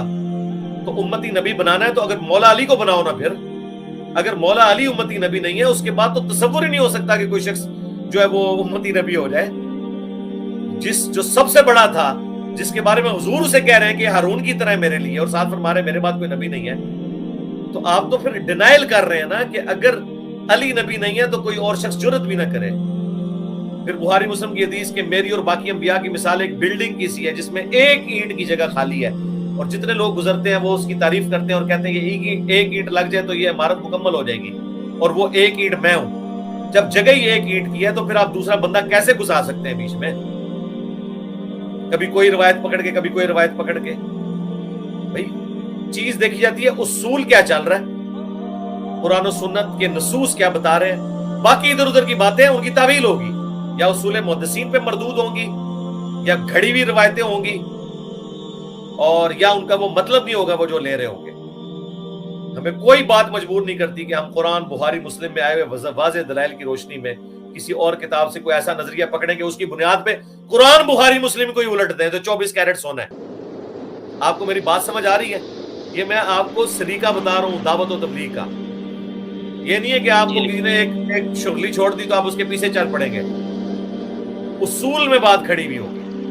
اصول میں آگے علیکم بسنتی و سنت الخلفاء الراشدین المہدیین، اور دین میں بدعتوں سے بچنا، میرے خلفاء راشدین کو پکڑنا۔ اب یہ ہو نہیں سکتا کہ خلیفہ راشد کے خلاف کوئی کھڑا ہوا ہے تو آپ اس کو بھی کسی طریقے سے جسٹیفائی کرنے کی کوشش کر دیں، اور وہ بھی صرف علی کے کیس میں۔ حضرت عثمان کے مخالفین کو بلوائی کہنا شروع کر دیں، حضرت ابو بکر کے مخالفین کو منکرین زکات کہنا شروع کر دیں، اور حضرت علی کے مخالفین کے بارے میں یہ بات کریں نہیں جی دونوں طرف ایک جیسے ہی ہیں نا جی۔ کیوں؟ یا لا کے تم نے اس حدیث کے مفہوم کو پنکچر کر دیا، بے ایمانی کر رہے ہو، جبکہ اس شخص کے بارے میں الگ سے حدیثیں ہیں کہ عمار کو باقی جماعت قتل کرے گی، عمار انہیں اللہ اور جنت کی طرف بلائے گا، اور وہ جماعت جہنم کی طرف۔ حضور کو پتا تھا کہ علی کے ساتھ انہوں نے غداری کرنی ہے، اس لیے حضور نے مولا علی کی ایک ایک حدیث کے اوپر خود ایک ایک جنگ کے اوپر مہر لگا کے گئے اپنی زندگی کے اندر، کہ تاکہ اگر کسی کو علیکم بسنتی و سنت الخلفاء الراشدین والی حدیث نہ ہضم ہو رہی ہو تو وہ بخاری مسلم کی حدیث سے یہ رزلٹ نکال لیں۔ یہ کیا کرتے ہیں، وہ ساری حدیثوں کو چھوڑ کے کبھی کوئی روایت پکڑ کے لے آئیں گے، کبھی کوئی پکڑ کے لے آئیں گے۔ وہ جی دیکھیں حضرت علی تو پچھتاتے تھے جنگ کے اوپر، وہ جی مصنف ابن ابی شیبہ میں کاش میں جنگ جمل سے 20 سال پہلے فوت ہو گیا ہوتا۔ بھئی اس میں کہاں یہ ثابت ہوتا ہے کہ مولا علی یہ کہہ رہے تھے کہ جنگ جمل میں نے غلط لڑی ہے؟ اس کا کانٹیکسٹ تو دیکھیں، مولا علی نے مخالفین کی لاشوں پہ گریہ کیا ہے اور کہا بیٹا حسن کاش مجھے یہ دن نہ دیکھنا پڑتا، میں 20 سال پہلے مر جاتا۔ یعنی یہ میرے خلاف آ کے میرے ہاتھوں سے نہ مرتے، نہ یہ امام وقت سے بغاوت کرتے، اور نہ مجھے شریعت کو ایگزیکیوٹ کرنا پڑتا۔ جس طرح بخاری مسلم میں ہے جب ایک زانیہ عورت کو حضور نے سنسار کروایا، اس کے پتھر کے لگنے سے خون کی چھینٹ ایک صحابی کے چہرے پہ پڑی تو اس نے لعنت کر دی، تو حضور نے فرمایا لعنت نہ کرو، اس کی توبہ اگر سب پہ تقسیم کر دی جائے تو کفایت کر جائے۔ حضور نے اس چیز سے روکا کہ لعنت نہ کرو۔ اس کا یہ مطلب نہیں تھا کہ حضور وہ جو عمل کروا رہے تھے حضور پچھتا رہے تھے کہ میں نے اسے سنسار کیوں کروایا، نہیں، اللہ کا حکم تو ایگزیکیوٹ ہوگا، لیکن دکھ تو ہوتا ہے نا کہ حضور کی امتی تو تھی، حضور کی تو کبھی خواہش نہیں کہ کوئی امتی اس طریقے سے دنیا سے جائے، مولا علی کی بھی خواہش نہیں تھی۔ اور اس سے بڑھ کر قرآن میں حضرت مریم کو تو جبرائیل نے آگے بچے کی بشارت دی، اور سورہ مریم میں آتے ہیں حضرت جبرائیل کہتے ہیں حضرت مریم کہتی ہے کاش میں مر کے مٹی ہو جاتی اس سے پہلے کہ میں بچہ اٹھا کے جاؤں. آپ کو حضرت مریم سے پوچھیں کہ تجھے تو جبرائیل آ کے کہہ رہا ہے کہ میں اللہ تعالیٰ نے تیرے بچے کو نشانی بنانا ہے, تو اب اللہ کی تو وعد وعید کے اوپر بھی یقین نہیں کر رہی ہے, تو اللہ کے ساتھ بغاوت کر رہی ہے یہ جملے بول کے. نہیں, بس انسانی حیثیت سے بول دی. انہیں دکھ تھا کہ کاش اس آزمائش سے مجھے نہ گزرنا پڑتا, کہ مجھے اب پبلک کو فیس تو کرنا پڑے گا اگرچہ میں حق میں ہوں, لیکن بہرحال پبلک کو فیس کرنے سے ایک انسان تو ڈرتا ہے. حضرت زکریا علیہ السلام کو آ کے فرشتہ بشارت دے رہا ہے کہ آپ کے بچہ ہوگا. پہلے وہ دعا مانگ رہے ہیں اللہ سے کہ مجھے بچہ دے, تو سب کچھ کر سکتا ہے. جب بشارت آئی پھر کہتے ہیں میں تو بوڑھا ہو گیا ہوں, مجھے اولاد کیسے ہوگی؟ یار یہ تو میرے بچے کو بھی پتا ہے کہ اللہ چاہے تو بوڑھے کو بھی اولاد دے سکتا ہے, زکریا کو نہیں پتا تھا. انسان تھے, انسان ہونے کی حیثیت سے ایک انسان سوچتا ہے اس طرح کہ کیا ہوگا. مطلب وہ کیا سوچیں گے, ایک دم ایک بڑھاپے میں اولاد آ جاتی ہے, میری بیوی کیسے اللہ تعالیٰ صحت مند کر دے گا, اس کے پیریڈز آنے بند ہو گئے ہیں, وہ بوڑھی ہو چکی ہے, مطلب یہ ہوگا کیسے؟ پتا تو ان کو بھی تھا کہ ہو جائے گا. ہر انسان تو انسان ہے, اس لیے چیز کو اپنے ڈاکٹر میں دیکھنا ہوتا ہے, پک اینڈ چوز نہیں کرنا ہوتا, ورنہ تو قیامت تک آپ لوگوں کی ویڈیوز کے جواب دیتے رہیں گے. ہم نے کسی کا جواب نہیں دینا, ہم نے اصولی بات کرنی ہے, قبول کرنا ہے کریں, نہیں تو جائے دفعہ ہو جائے. جی علی بھائی, یہ عید کی نماز اگر کوئی شخص جان کر چھوڑتا ہے تو کیا وہ بھی گناہ گار ہوگا؟ نفلی نماز ہے میرے بھائی, فرض تو نہیں ہے. چند لوگ ادا کر لیں گے تو باقیوں کی طرف سے ادا ہو ہی جائے گی, لیکن کیوں چھوڑے؟ بخاری مسلم میں حدیث ہے اپنی عورتوں کو بھی عیدگاہ میں لے کے آؤ, جو مخصوص ایام سے ہیں وہ مسلمانوں کی دعاؤں میں شامل ہو. ہاں اگر کسی کی چھوٹ گئی ہے, امام بخاری نے اپنا ایک ذاتی موقف لکھا ہے کہ وہ اس کے بدلے 2 رکعتیں پڑھ لیں. باقی پوری امت کا اتفاق ہے کہ جس کی عید کی نماز چھوٹ گئی ہے تو اسے اب نماز پڑھنے کی ضرورت نہیں, کیونکہ یہ نماز جماعت کے ساتھ ہے. جمعے کا یہ کیس نہیں ہے, کیونکہ جمعہ 5 نمازوں میں سے ایک نماز کو ختم کر دیتا ہے, زور کی نماز کو. جمعہ جس کا چھوٹے گا اسے زور پڑھنی ہوگی. عید کی نماز تو ہے ہی ایک فالتو نماز ہے نا, وہ اگر کسی کی جماعت سے چھوٹ گئی ہے تو بس ٹھیک ہے, اب چھوٹ گئی, اس کی کوئی قضا نہیں ہوگی, کیونکہ اس نے 5 بنیادی نمازوں کو ختم نہیں کیا. علی بھائی اکثر نوجوان یہ کرتے ہیں کہ جمعے کی جو خطبہ ہوتا ہے 2 رکعت کے بدلے وہ خطبے میں نہیں جاتے ہیں اور صرف 2 رکعت جا کے جمعہ ادا کرتے ہیں, تو اس کا کی جمعہ ہو جاتی ہے یا نہیں؟ جی جمعہ تو ہو جائے گا, ہو جائے گا, جمعہ تو ہو جائے گا. کیا کریں میرے بھائی, جا کے کہانیاں سنیں ان کی. علماء نے کیا ایسا اٹریکشن, میں نے اپنی زندگی میں 2 جمعے ایسے پڑھے ہیں کہ مجھے کبھی نہیں بھولیں گے. 2007 کے اندر ڈاکٹر اسرار کے پیچھے جمعہ پڑھا, ان کا خطبہ شروع ہوتا تھا 12:45 کے قریب, 12 بجے مسجد فل ہو چکی ہوئی تھی. اور 2012 میں 23 مارچ کو مولانا اسحاق کے پیچھے جمعہ پڑھا. 23 مارچ 2012 جمعے کا دن تھا, اور ان کے خطبہ شروع کرنے سے پہلے مسجد فل ہو چکی تھی. اپنے کرتوت تو ایسے کریں نا کہ لوگ بات بھی سنیں. ان کو تو نہیں کہنا پڑتا تھا, نہ انہوں نے کوئی بندے بھرتی کیے تھے جو لوگوں کو لے کے آتے تھے, لوگ اپنے شوق سے سننے آتے تھے. اس میں کون سا ایسا مسئلہ ہے؟ اب دیکھیں یہاں کتنے بڑے بڑے علماء تقریریں کرتے ہیں, ان کی ویڈیوز یوٹیوب پہ اب بھی لوڈ بھی ہوتی ہیں, کوئی سننے کے لیے تیار ہی نہیں ہوتا. ہماری ویڈیو اپلوڈ ہوتی ہے آلموسٹ میجورٹی ویڈیوز 24 گھنٹے کے اندر یا 1.5 دن کے اندر 1 لاکھ کراس کر دیتی ہیں. آپ تک عثمانی کی ویڈیو چڑھا لیں, الیاس قادری کی چڑھوا لیں, 1 مہینے تک بھی لاکھ کراس کر جائے تو مجھے پکڑ لیں. حالانکہ اس کے تو کروڑوں فالوور ہیں, لاکھوں میں نہیں کروڑوں ہیں, اور وہ 562 شخصیات میں. مجھے نہیں پتا یہ لسٹ کون بنا رہا ہے 562 شخصیات کی. وہ بااثر یہ ہوتی ہیں کہ چندے کے اعتبار سے اور مدرسوں کی کسٹوڈین ہونے کے اعتبار سے بااثر ہوتی ہیں. باقی نوجوان نسل کدھر سنتی ہے ان کو؟ آپ کے سامنے ہی ہے. جمعہ ہو جائے گا. اچھا علی بھائی, پھر ایک آخری سوال کرتا ہوں کیونکہ آپ کے ساتھ موقع ملا ہے. علی بھائی, کیونکہ میرا بیک گراؤنڈ اہل تشیع سے ہے تو اس لیے یہ سوال جو ہے نا اکثر ہمارے ہاں ادھر ہوتا ہے. آپ نے مطالعہ بھی حدیث کا بہت کیا ہے, تو میں آپ سے یہ سوال پوچھنا چاہتا ہوں کہ آپ نے مطالعہ کیا, آپ کو کیا لگتا ہے کہ جو علی علیہ السلام سے جو دشمنی تھی لوگوں کی, وہ علی علیہ السلام کی ذات کے متعلق تھی, یا نبی علیہ السلام کے ساتھ وہ زیادہ اٹیچ تھے, یا حضرت ابو طالب کی وجہ سے؟ مجھے سوال کی سمجھ نہیں آئی. علی علیہ السلام سے دشمنی کی خاص وجہ کوئی؟ کس کی دشمنی میرے بھائی؟ علی علیہ السلام کے دور میں جب لوگ تھے علی علیہ السلام سے دشمنی کرتے تھے. دنیا کی محبت. بخاری مسلم میں حدیث, مجھے یہ خطرہ نہیں تو میرے بات شرک کرو, بلکہ دنیا کی دولت تم پر کھول دی جائے گی, دنیا کی محبت میں ڈوب کر ایک دوسرے کو قتل کرو گے جس طرح اگلے لوگوں نے قتل کیا. باقی ساری چیزیں پھر جمع ہو گئی تھی, ظاہر ہے قبائلی سسٹم بھی تھا, ساری چیزیں تھی, سب چیزیں جمع ہو گئی تھی. اصل چیز دنیا کی محبت ہے. باقی یہ شیعہ کا کہنا کہ جو حضرت علی کے مخالفین ہیں یہ منافقین تھے نعوذ باللہ، یا انہوں نے اسلام اندر سے قبول نہیں کیا تھا، یہ بالکل بکواس ہے ان کی، بالکل جھوٹ ہے. یہ بہت بڑا جھوٹ ہے جو انہوں نے گھڑا ہے. اور مجھے کسی سے سرٹیفکیٹ لینے کی ضرورت نہیں ہے حضرت علی سے جو میری عقیدت ہے. آپ نے جی ٹی وی کے اوپر پروگرام دیکھا ہے، سارے فرقوں کے لوگ بیٹھے ہوئے تھے، ان کی گفتگو بھی سنیں اور میری گفتگو کا بھی لیول دیکھیں آپ. ٹھیک ہے، تو آپ کو پتہ چل جائے گا کہ حضرت علی کا دفاع کس نے کیا ہے، کس نے موقف کھول کر بیان کیا ہے، ایک ایک چیز ریفرنس کے ساتھ.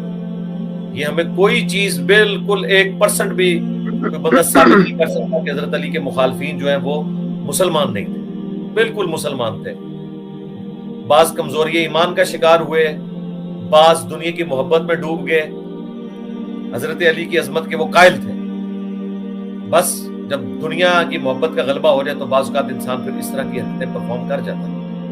لیکن یہ نہیں تھا کہ وہ رسول اللہ کے ساتھ مخلص نہیں تھے، یا قرآن کو نہیں مانتے تھے، یا آخرت کو نہیں مانتے تھے، جس طرح کی جعلی روایتیں گھڑ کے امیر شام کے حوالے سے غالی بیان کرتے ہیں. ایسا نہیں تھا. خود ناج البلاغہ میں جب مولا علی امیر شام کو اپنی بیعت کے اوپر آمادہ کر رہے ہیں تو اٹ مینس مولا علی بھی انہیں مسلمان ہی ٹریٹ کرتے تھے.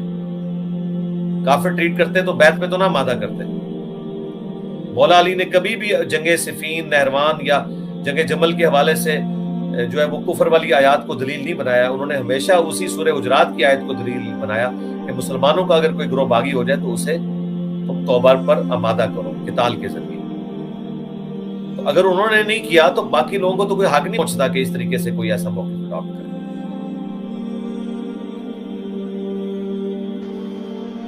اچھا علی بھائی، ابھی چونکہ عید بھی قریب ہے تو اب دیکھیں گے جو حنفی عید پڑھتے ہیں وہ میں غالباً 6 تکبیر سے پڑھتے ہیں، اور جو ہم پڑھتے ہیں سنت کے مطابق وہ تقریباً 12 تکبیرات سے شاید پڑھی جاتی ہے. تو اب عام بندہ کیا کرے، اب کسی کو پتہ نہیں ہے.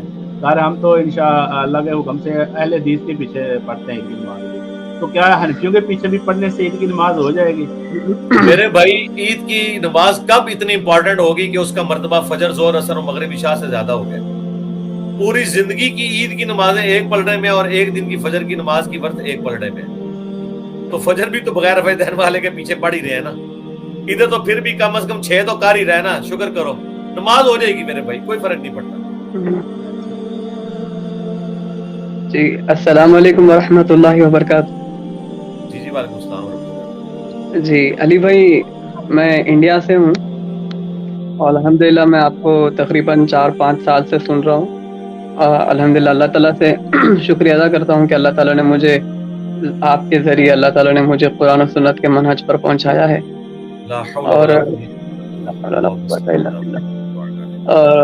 میں کہنا چاہوں گا کہ علی بھائی آپ کا جو انداز بیان ہے، جو پرانے مطلب جو ویڈیو لیکچرز ہیں، میں کہنا چاہوں گا کہ وہ لیکچرز میں جو آپ نے جس طریقے سے جس انداز اپنایا ہے گفتگو، آپ نے اس لہجے نے مجھے مجبور کیا ہے قرآن و سنت کے دلائل کو ماننے پر. اور دوسرا، پہلی پرائرٹی یہی ہے کہ آپ کا لہجہ، دوسرے نمبر پہ آپ کے دلائل. کیونکہ اگر جس لہجے میں آپ نے مطلب جیسے سمجھ آتی کہ یار ایسی کی تیسی جیسا آپ نے کر دی ہے کہ مطلب جس طریقے سے آپ نے اس کو ریپریزنٹ کیا ہے. اور رفع دین کا ہی لیکچر تھا جس کو میں نے سن کر الحمدللہ کتاب و سنت کے منہج پر آنے کا سبب بنا ہے. اس سے پہلے میں نے آپ کی ویڈیو کلپ سنی تھی جنید جمشید صاحب کے نا دفاع کے اوپر، جو انہوں نے مطلب حضرت امی عائشہ رضی اللہ عنہا. ہاں جی ادھر ہی رک جائیں، آپ کی ڈاکٹرنگ یہی ختم ہو گئی ہے. جنید جمشید والی ویڈیو تو میری بہت سخت تھی، کوئی نرم نہیں تھی. بالکل غلط بیانی کریں گے اگر آپ کہیں گے کہ وہ نرم تھی. وہ تو میں نے پھٹے اٹھا کے رکھ دیے تھے ان کے. اب یہی اینا کہنا کہ ہمیں ایک چیز سخت لگ رہی ہوتی ہے جو ہمارے ساتھ میچ کر رہی ہوتی ہے، اور دوسری بات ہمیں وہ نرم لگ رہی ہوتی ہے. تو جنید جمشید والی ویڈیو نرم نہیں تھی. جی نہیں مطلب وہی کہنا جی مطلب نرم تو بالکل نہیں لگی، کیونکہ جب آپ نے اشرف علی تھانوی صاحب اور اعلیٰ حضرت کے جو آپ نے، اور خصوصاً اہل حدیث جو عالم دین ہیں، ان کی جب آپ نے بتایا نا، میں نے آپ سمجھ اس دن میرے کانوں سے دھواں نکل گیا کہ یار مطلب اتنے بڑے بزرگوں سے بھی کیا مطلب اس معاملے میں غلطی ہو سکتی ہے. کیونکہ آپ کو پتہ ہی ہے کہ جنید جمشید صاحب کی اس ویڈیو کلپ کے بعد ہر طرف ہنگامہ مچ گیا تھا کہ مطلب گستاخ رسول والا معاملہ، خصوصاً پاکستان میں. تو الحمدللہ میں شکر ادا کرتا ہوں، اور اللہ کے فضل سے آپ کے دعوت کے طریقے سے اور آپ کے سمجھانے سے الحمدللہ ہمارے خصوصاً ہماری والدہ بھی ماشاءاللہ کتاب و سنت پر منہج پر آ چکی ہیں. پہلے تو مطلب وہ بھی مطلب کوئی بھی سنی سنائی عالم کی مطلب بات سن کر قبول کر لیتی تھی، لیکن الحمدللہ وہ کتنے بھی بڑے آج آپ کی لیکچر سننے کے بعد الحمدللہ اتنا آپ سمجھ لیں کہ ان کی تطہیر ہو چکی ہے روحانی، کہ مطلب وہ کوئی بھی اگر سنتے ہیں نا تو مطلب وہ پہلے کہتی ہیں کہ یار یہ ہو سکتا ہے کیا، سیدھا سیدھا یا تو کہہ دیتی یار یا تو کہانی ہے، یا پھر وہ کہہ دیتی ہاں یہ بات میں مطلب وزن ہے. میری بہن چھوٹی ہے الحمدللہ نابالغ ہے، لیکن وہ بھی مطلب کہہ دیتی یار ماشاءاللہ یہ بالکل درست کہہ رہے ہیں. اور باقی وہ بڑے سے بڑے عالم کی کبھی کوئی لیکچر سنتی ہو تو کہتی ہے یار یہ تو کہانیاں بیان کر رہے ہیں. تو بس یہی تو ہم نے ڈیمیج کرنا تھا، کہ بتانا تھا کہ آپ کے اندر یہ کمپیٹنسی پیدا ہو جائے کہ آپ کو کہانی میں اور دین میں فرق نظر آ جائے. اب مجھے مزید بتانے کی ضرورت نہیں، آپ خود ہی کریں گے. آج سوال ہے آپ کا تو کوئی کریں. جی علی بھائی سوال یہی تھا کہ آپ نے جس طریقے سے بنو امیہ کے آپ نے پرکچے اڑا دی، اور خصوصاً پرکچے مطلب آپ نے قرآن و سنت کی دلائل میں خصوصاً احادیث نبوی صلی اللہ علیہ وآلہ وسلم کے ذریعے اپنی بات تو آپ نے کی نہیں. کیا وجہ ہے کہ جو اہل حدیث علماء ہیں یا پھر جو مکتب فکر ہے یہ مطلب کیوں مطلب مان کیوں نہیں لیتے کہ ہاں یار ٹھیک ہے غلطی ہے؟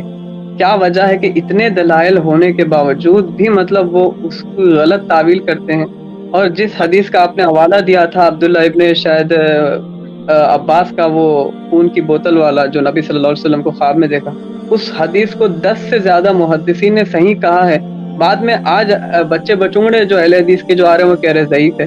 تو مطلب کیا وجہ ہے کیوں نہیں مانتے؟ کوئی نہیں کہہ رہا میرے بھائی، کس نے ضعیف کہہ دیا؟ کوئی نہیں ضعیف کہہ رہا. جی تو مطلب یہی میرا سوال تھا کہ مطلب کیوں نہیں مان رہے کہ مطلب میں آپ کو جواب دیتا ہوں اس کا. پہلی تو بات یہ ہے کہ میں اس کے ساتھ ایگری نہیں کرتا کہ اہل حدیث بات نہیں مان رہے. یہ بات ہی بالکل غلط ہے. آپ کہیں کہ اہل حدیث کے مولوی اور ان کے کٹر اندھے فالوور نہیں بات مان رہے. جی اہل حدیث تو ایز اے فرقہ ختم ہو چکا ہے.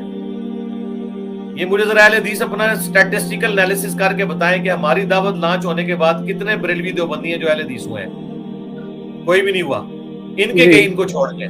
اب جو تحقیق کرتا ہے تو وہ صرف مسلم ہوتا ہے.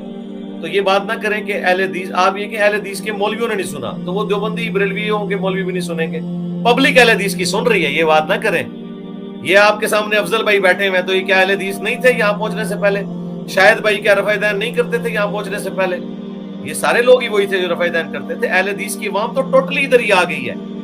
آپ ان چند لوگوں کو چھوڑیں، ان کی ویورشپ یہ ہے کہ ان کی ویڈیوز 250-300 سے زیادہ لوگ نہیں دیکھتے. ان میں بھی آدھے ہمارے اسٹوڈنٹ ہوتے ہیں، اور جس میں یہ ہمارا نام لکھ دیتے ہیں وہ 2-2.5 ہزار پہ پہنچ جاتی ہے، اس میں بھی آدھے ہمارے اسٹوڈنٹ ہوتے ہیں. عوام الناس اہل حدیث کی بات سن رہی ہے. بے فکر رہیں آپ. جو نہیں سن رہے وہ اپنے ضمیر کے خود مجرم ہیں. جی بالکل علی بھائی. وہ ایک میں ایک عالم کا نام مطلب لینا چاہوں، نام نہیں لوں گا، بس ایک واقعہ مطلب ڈسکس کرنا چاہوں گا جو مطلب کہہ رہے تھے آپ کے بارے میں، شاید آپ کو ہی پتا ہو کہ مطلب میرا دل چیرتا ہے اس کا نام لیتے ہوئے. میں اس کا نام بھی نہیں لوں گا، اس کی وجہ سے ہمارے اہل حدیث کتنے مطلب اس کا دل کیوں چیر رہا ہے؟ اس کا دل اس لیے چیر رہا ہے کہ ہمارے بچے جو نوجوان ہمارے ہاتھوں سے بنے آج وہ معاذ اللہ نعوذ باللہ انجینئر کے. تو آپ کو سرٹیفکیٹ کہاں سے ملے؟ اس نے خود سرٹیفکیٹ دے دیا ہے کہ آج ہندوستان کے کونے کونے میں اس کی آواز سنائی دی جا رہی ہے. ہاں تو وہ آپ کو بتا رہے ہیں نا. جی کوئی ایسی مسجد نہیں علی بھائی، میں وثوق کے ساتھ کہہ سکتا ہوں، خواہ وہ بریلوی کی ہو، دیوبند کی ہو، اہل حدیث ہو، وہ آپ کو الحمدللہ اچھے الفاظ سے ہو یا برے الفاظ سے. میری کوئی تعریف کی آپ قصیدے نہ پڑھیں. یہاں بیٹھے علم دین کے لیے، کوئی دینی بات کرنی ہے وہ آپ کریں. میری تعریف کرنے کے بجائے کوئی سوال پوچھنا ہے نا پوچھیں، بس یہ کریں. ہمیں یہ رونے تو ہم روتے رہتے ہیں، بہرحال آپ کو بات پوچھنی ہے تو آپ پوچھیں. جی اور نہ دوسری بات علی بھائی، جو آپ نے جو بات کی تھی مطلب جو بدعت کے حوالے سے، جو 11ویں کا جو مطلب کھانا پکایا جاتا ہے مطلب پکوان کے حوالے سے، اور خصوصاً جو شیعہ کا جو آپ نے محرم والا جو ذکر کیا تھا، آپ نے کہا تھا کہ مطلب ٹھیک ہے کھانا جائز ہے. تو اس معاملے میں تھوڑا سا مطلب مجھے بتائیں کہ اگر کوئی اس نیت سے اگر 11ویں دیتا ہے یا محرم میں 11ویں، خصوصاً 11ویں کا اگر آپ لے لیں، محرم کو تو چھوڑ دیں، خصوصاً اگر 11ویں میں یہ نیت سے دیتا ہے کہ اگر ہم یہ ایصال ثواب ان کو کریں گے تو وہ ہمارا یہ کام ہو جائے گا، اس نیت پر بھی اگر کیا مطلب وہ کھانا جائز ہوگا ہمارے لیے؟ مطلب کھا سکتے ہیں؟ پھر تو نہ کھائیں نا آپ، پھر تو آپ نہ کھائیں. وہ تو غیر اللہ کے نام کی دے رہے ہیں نا، وہ تو نہیں کھائیں. جی اس کو تو ہم نے کبھی نہیں. ویسے ہی عموماً وہ تو ختم ہو گیا میرے بھائی. وہ تو کھانے کے بغیر ہی شرکی ایکٹیویٹی ہوگی. جی جی وہ اب علی بھائی آپ کی نا مطلب آؤٹ آف کانٹیکس نا مطلب ایسے ہی مطلب آپ کی کلپ اٹھا کے نا مطلب یہ مطلب کہہ رہے مطلب یہ مطلب جو اہل حدیث علماء مطلب بات کر اہل رہا ہوں. حدیث ادھر ہی رک جاؤ. اہل حدیث اگر یہ بات کر رہے ہیں تو پھر آپ کی کمزوری ہے نا. میں نے اس میں سید داؤد راز جو اہل حدیث جی انڈیا جی کے صدر ہیں ان کا میں نے بتایا کہ وہ تو سارے بابوں کی پڑھتا ہے, تو آپ اس کے منہ پہ وہ کالک ملے نا بجائے مجھ سے پوچھنے کے میرے بھائی.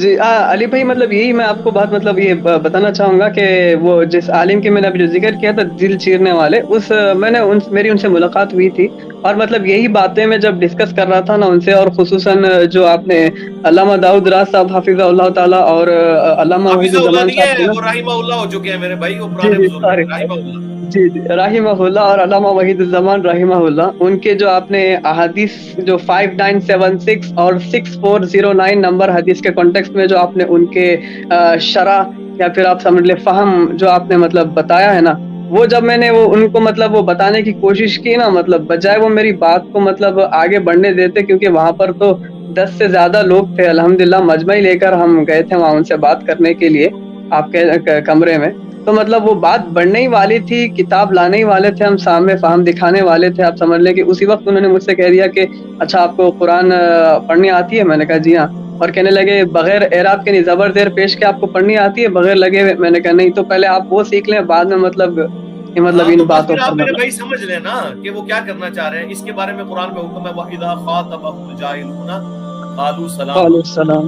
جی تو آپ کو اس کی سمجھ لگ جانی چاہیے کہ یہ سیکھنے کے لیے نہیں بیٹھے ہیں, ان کو ساری سمجھ ہے. سوئے ہوئے شخص کو آپ جگا سکتے ہیں, جو شخص آنکھیں بند کر کے لیٹا ہے آپ اس کو نہیں جگا سکتے, ٹھیک ہے. تو اس کا جی طریقہ ہے کہ دوبارہ جب آپ کی ملاقات ہو ان کو کہ آپ ٹائم قیامت تک لے لیں. داؤد راز جی کے اوپر فتویٰ چاہیے, اور داؤد راز کے اوپر ویڈیو میں فتویٰ چاہیے. بند کمرے میں نہیں بات کرنی. انجینئر صاحب کے بارے میں آپ لوگ ویڈیوز میں باتیں کرتے ہیں, اور اپنے بابوں کے بارے میں بند کمروں میں. ان پہ شرعی حکم چاہیے سید داؤد راز کے اوپر. وحید الزمان کو ہم بعد میں دیکھیں گے, اس سے تو یہ جان چھڑاتے ہیں. داؤد راز کے اوپر بات کرنی ہے, جو جمعیت اہل حدیث ہند کے صدر. جی انشاءاللہ. جی, اور الحمدللہ علی بھائی خصوصاً میں کہنا چاہوں گا کہ آپ مطلب جو دلائل دیتے ہیں نا اللہ کے فضل سے, شاید ہمیں کبھی مطلب اتنی آپ سمجھ لیں کہ ہمت ہو کہ کسی کے سامنے ہم الحمدللہ بات کریں. یہ جو آپ نے آپ سمجھ لیں دلائل نہیں بلکہ آپ نے ہتھیار دے دیے ہیں ہمارے ہاتھ میں, اور اللہ کے فضل سے کوئی بھی ہو, خواہ وہ اہل حدیث ہو, دیوبندی ہو, علی بھائی, جب ہم ان کو نا قرآن حدیث کے ریفرنسز بھیجتے ہیں نا, خصوصاً ہمارے ایک سسٹر ہے ماشاءاللہ, وہ عالمہ ہیں اہل حدیث کے یا مکتبہ فکر سے تعلق رکھتی ہیں, جب میں نے ان کو نا امیر معاویہ رضی اللہ تعالیٰ عنہ سے ریلیٹڈ جب میں نے احادیث مطلب شیئر کی نا, تو مطلب انہوں نے کہہ دیا یار آپ تو امیر معاویہ کے پیچھے پڑ گئے ہو. پھر بعد میں نے تھوڑا اور پورے تھا نا جو مسند احمد سے باقی احادیث جب میں نے شیئر کی, تو وہ آپ سمجھ لیں انہوں نے سکوت اختیار کر لیا, اور مطلب کہنے لگی یار اس ٹاپک پہ بات آپ نہ کریں. تو اللہ کے فضل سے مطلب انکار تو نہیں کر سکتے لیکن سکوت اختیار کر. تو یہ ہماری بہت بڑی کامیابی ہے نا. کل تک جو یزید کا دفاع کرتے تھے آج امیر شام کا دفاع کرنے کے لیے بھی تیار نہیں ہو رہے, تو یہ ہماری کامیابی ہے نا. ہم یہی چاہتے ہیں کہ یہ دفاع کرنا چھوڑ دیں بس. جی ہم نہیں کہتے کہ تمہیں توفیق ملے اہل بیت کی توصیف بیان کرنے کی, وہ تو نصیب والوں کا حصہ ہوگا. ہم نہیں کہتے اہل جی بیت کے فضائل تم بیان کرو, ہم کہتے ہیں کہ اہل بیت کے دشمنوں کا دفاع چھوڑ دو بس. آپ محرم کے جمعے نہ پڑھاؤ اہل بیت کی شان میں بے شک, ٹھیک ہے. اب محرم میں انہوں نے جمعے تو پڑھائے ہیں شیعہ کے خلاف, یا یکم محرم جو انہوں نے خود ساختہ حضرت عمر کی شہادت بنائی بھی ہے. لیکن آج جب یہ 21 رمضان کا جمعہ گزرا ہے یہ 2 دن پہلے, تو کسی کو توفیق نہیں کہ حضرت علی کے اوپر بیان کر دیں. تو پھر ان سے پوچھو کہ تم نے یکم محرم میں حضرت عمر کے اوپر کیوں بیان کیا تھا, ان کی شہادت کے اوپر. تو اب 21 رمضان میں حضرت علی کی شہادت پہ کیوں نہیں بیان کر رہے ہو؟ تو پتہ چل جائے گا کہ 2 نمبری کے اوپر چل رہے ہیں. تو آپ بے فکر رہیں, اس 2 نمبری پہ کوڑنے کی بجائے خوش ہوا کریں کہ جتنی یہ 2 نمبریاں کریں گے انشاءاللہ اتنی ہی عام پبلک کو پتہ چل جائے گا کہ یہ 2 نمبر ہے. میں کیوں اپنے اسٹوڈنٹس کو کہتا ہوں کہ آپ سب کو سنیں, سب کو کلیئرلی آپ آبزرو کریں, بڑے کنسنٹریشن کے ساتھ, آپ کو اندازہ ہو جائے گا سب فراڈ لے کے چل رہے ہیں. اچھا علی بھائی آپ نے 21 رمضان کا بتایا, تو چلو میں آپ سے واقعہ بتاتا ہوں. آپ ان کے جو جمعے ہیں نا وہ مولا علی علیہ السلام کی شان میں نہیں ہوتے. 21 رمضان کو جمعہ ہوتا ہے آپ کے خلاف. اچھا, بہت اچھی بات ہے, بہت اچھی بات. میں گیا نا اس دفعہ رمضان میں جمعہ پڑھنے گیا نا, ظاہر ہے جو ٹاپک تھا اور ان کو پتا تو ہوتا ہے کہ علی بھائی کیسے بولتے ہیں. پھر انہوں نے کہا جی 2 بندوں نے اسلام کو نقصان پہنچایا ہے, ایک انجینئر محمد علی مرزا دیوبند کی مسجد میں جمعہ پڑھتا ہوں, تو اور ایک جاوید احمد گامدی, یہ اتنے ہیں, یہ ہیں, وہ ہیں. میں سمجھا, میں نے کہا بس ٹھیک ہے. اب تو یہ پرموٹ کر گیا علی بھائی کو, اب جتنے بھی اس میں سنیں گے نا, کچھ نہ کچھ تو لوگ جا کے دیکھیں گے کہ یار ہم سنیں تو کچھ صحیح, نہ تو کچھ نہیں سر, کچھ نہ کچھ نہیں, ہر پڑھا لکھا. میں نے کئی بار ان کے ساتھ ہمدردی کی ہے کہ اگر ہماری اس دعوت کو روکنا چاہتے ہو نا تو یہ تو پاسبل نہیں ہے. البتہ یہ چاہتے ہو نا کہ اس کی رفتار کم ہو جائے تو مجھے ڈسکس کرنا چھوڑ دو, تو یہ ہوگا کہ جو ڈیمیج تمہارے فرقوں کو 5 سال میں ہونا تھا وہ 10 سال میں ہوگا. لیکن اگر مجھے ڈسکس کرو گے تو جو ڈیمیج 5 سال میں ہونا تھا وہ 2 سال میں ہو جائے گا. لیکن ظاہر ان کا وضو نہیں نا ٹوٹ جاتا ہے نا, کیونکہ ان کی عوام جو ان کو چندہ دیتی ہے نا, جو کٹر ہے, وہ کہتی ہے حضرت بولو نا, وہ تو لے دے گیا ہے ساروں کو, تو یہ بیچارے مجبور ہو کے بولتے ہیں. تو پھر انہوں نے کیا بولنا ہے میرے بھائی آپ کے سامنے, ان کے پاس کیا چیز ہے بولنے کو. ہاں جی, اور کوئی سوال ہے کریں بھائی آپ کا سوال. اور نذیر بھائی تو خود اتنے بڑے عالم ہیں, انہوں نے کیا سوال کرنا ہے. السلام علیکم جی. وعلیکم السلام. نذیر بھائی صحت ٹھیک ہے آپ کی؟ الحمدللہ, اللہ پاک کا شکر ہے, اللہ پاک کا بہت کرم ہے. جو آپ نے پہلی دفعہ شہزاد بھائی کے چینل کے اوپر آپ نے بولا تھا نا کہ میں نے لگتا ہے کہ ہوں تو کوئی سوال ختم ہو گئے ہونے, کیونکہ کوئی سوال کا جواب تو ہے نہیں جڑا میں کوئی یقیناً واقعی یہی گل ہے کہ سوال میرے کو بھی کوئی نہیں ہے. ہوں کم کرو سوال چھڈو, جو علم حاصل کیتا ہو کے پہنچاؤ. ہاں انشاءاللہ, الحمدللہ ٹھیک ہے. تے میں ماشاءاللہ اگلے دن تسی انہوں بھائی انہوں فرما رہے سی نا کہ ہاں کہ یار تسی لیب جڑے مولوی نال گلاں کردے ہو نا, تے مثلا بحث وغیرہ نہ کریا کرو, تے عوام دے یعنی کہ کوشش کرو, عوام دے محنت کرو. مینوں بڑی خوشی ہوئی اس گل دی, کیونکہ مینوں ٹائم نہیں سی مل رہا. میں کہ میں بھی گلا شکوا جڑا ہے نا میں انہاں ساتھیاں نال کراں گے, سارا کام ٹھیک کر رہے, لیکن ادھر آ کے جو میں جھگڑے دیکھنا نا یوٹیوب کے اوپر, تو وہ پھر گالی نکالتے ہیں, پھر اچھا نہیں لگتا بندہ. ٹھیک ہے, تو نہیں بے فکر نذیر صاحب, یہ 2-4 بار رج جان گے, نکلنا ہے ہاں بے فکر ہو, رج جان گے انشاءاللہ. سانو پتہ ہے فائدہ کوئی نہیں. جی بالکل یہی گل ہے. یہ بالکل فائدہ نہیں بلکہ نقصان ہوئے گا دعوت. اگر اس طرح کرتے رہیں گے اپنے ساتھی, تے اللہ تعالی انہوں ہدایت نہ کرن میرے ساتھ, اگر کرن گے تو نقصان کریں گے دعوت. اللہ تعالی بہتری. ہاں انشاءاللہ اللہ بہتری کرے گا. ہاں جی, ایک اور بھائی بھی ایڈ ہوئے ہیں, یہ اسد بھائی. ہاں اسد بھائی, کوئی آپ کا کوسچن ہے؟ جی عبداللہ بھائی. کہاں سے آپ؟ کھولو جی نا مائک انمیوٹ کریں نا.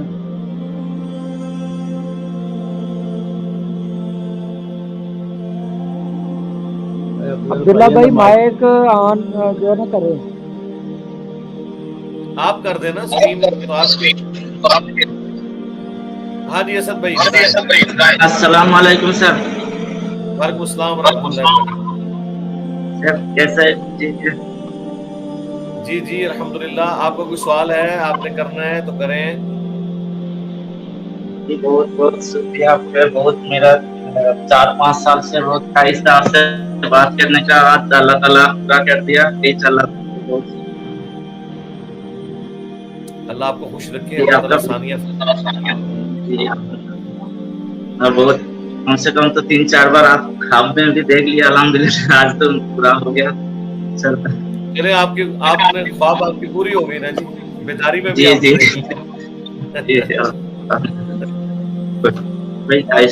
میں انڈیا سے نظام آباد سے بات کرتا ہوں. اصل میں کولکاتہ کا ہے, میں ادھر گولڈ کا کام کرتا ہوں. جماعت اسلامک سے تھوڑا جڑا ہوا تھا, میں ابھی کٹ کر دیا, کیا بولتے فرقہ واریت ختم کر دیا.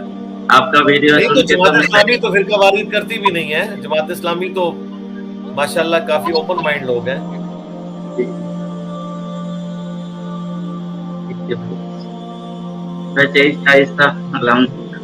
ہو گیا. چلے, آپ کا کوئی سوال تو نہیں ہے؟ نہیں سر. اچھا, اللہ آپ کو خوش رکھے. ہاں جی, اور افضل بھائی کسی کا کوئی کوشچن ہے تو میں پھر جی میرا سوال ہے ابھی جی کرے باقیوں کے بھائی سوال علی بھائی یہ ہے کہ عبداللہ بھائی مائک میوٹ کر لیں اپنا.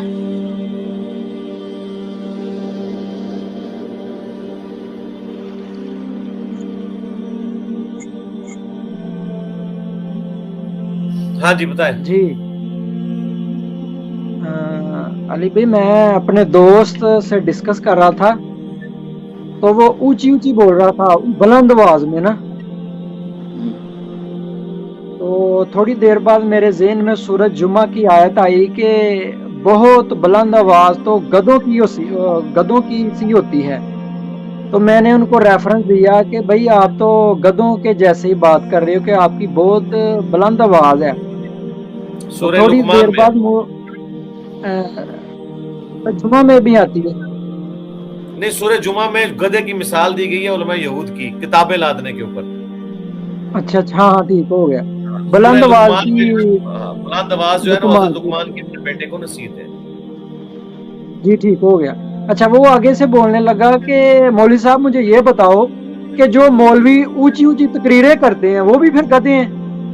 ایسے بولا. کیا یہ بات ٹھیک ہی اس بھائی نے؟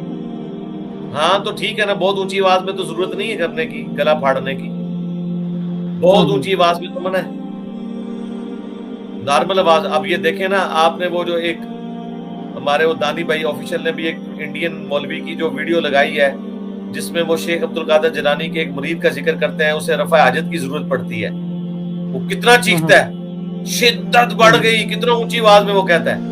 اب اس طرح کی آوازیں بلند کرنا تو پسندیدہ نہیں ہے نا. نبی اسلام کے بارے میں جو آتا ہے مسلم شریف میں کہ آپ جب تقریر کرتے ہیں آنکھیں سرخ ہو جاتی ہیں، آواز بلند ہو جاتی ہے، غصے میں اضافہ ہو جاتا. بلند سے مراد اعتدال سے بڑھنا نہیں ہے کبھی بھی. بلند سے ہے کہ جو آپ نارمل گفتگو کرتے تھے اس کی بجائے اونچی آواز ہوتی ہے. یہ گلا پھاڑنا کہ یہ نسیں نکل ہیں جس طرح ڈاکٹر طاہر القادری صاحب کی پرانی ویڈیوز ہیں اور یہ کچھ اونچی آواز میں بہت مولوی بولتے ہیں. ویسے بہت کم لوگ ہیں جو اس طرح بولتے ہیں. عام جو علماء بول رہے ہوتے ہیں وہ اس میں نہیں آتے ہیں.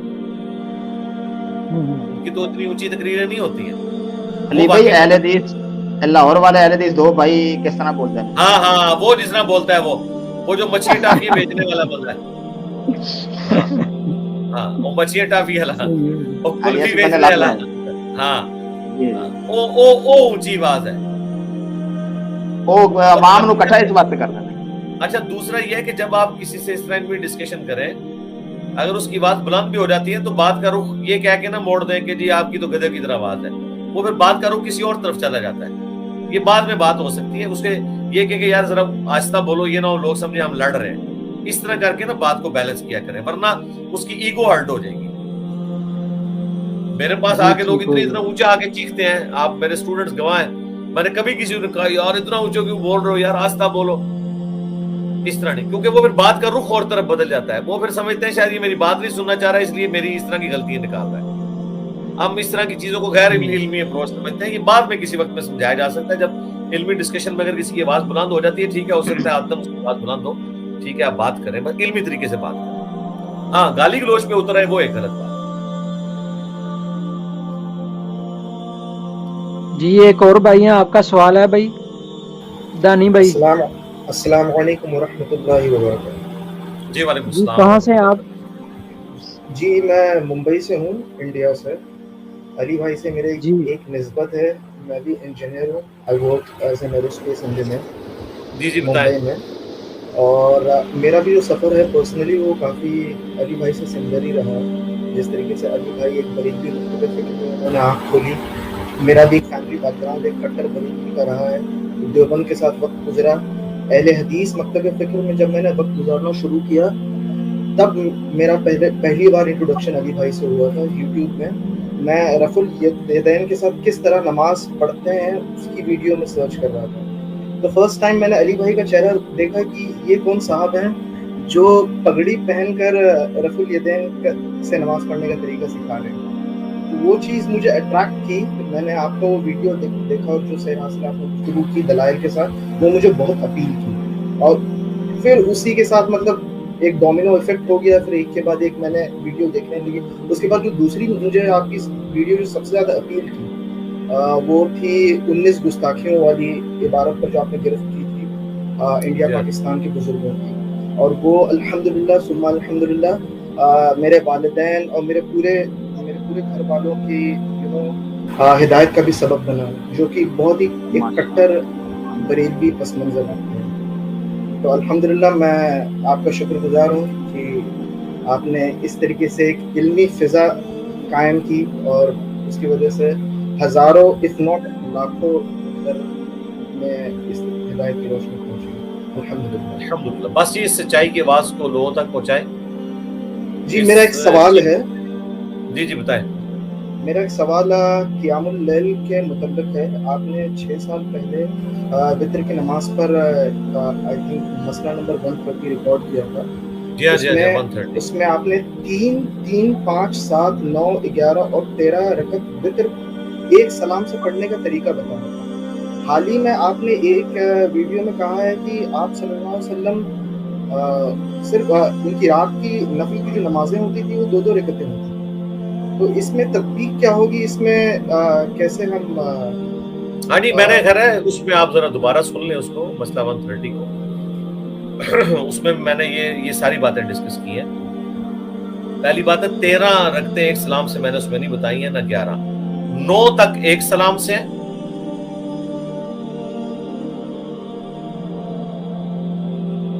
سر آپ کا میوٹ ہو گیا ہے۔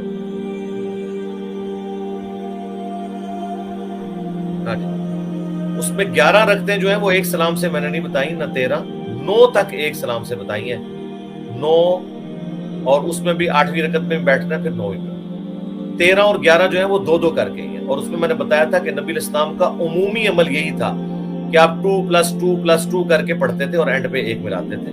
لیکن کبھی کبھار آپ سے صحیح مسلم میں آیا کہ 5 وتر ایک سلام کے ساتھ پڑھنا بھی ثابت ہے، جس میں آپ آخری رکعت میں بیٹھتے تھے صرف، اور 7 کا بھی طریقہ بتایا، 9 کا بھی بتایا۔ 9 تک تو ایک سلام سے ثابت ہے، 11 اور 13 جو ہے وہ 2+2+2 کر کے، وہ آپ دوبارہ سن لیجیے۔ تو وہ ہے عمومی عمل، کبھی کبھار آپ نے ایسا بھی کیا، یعنی دونوں طریقے سنت ہیں۔ جس طرح سنن نسائی میں آتا ہے کہ آپ کا عمومی عمل یہ تھا کہ آپ نماز جنازہ کی نماز آہستہ آواز میں پڑھاتے تھے، لیکن بعض اوقات جس طرح بخاری میں ہے آپ سے اونچی آواز میں بھی جنازہ پڑھنا ثابت ہے۔ جی نیکسٹ۔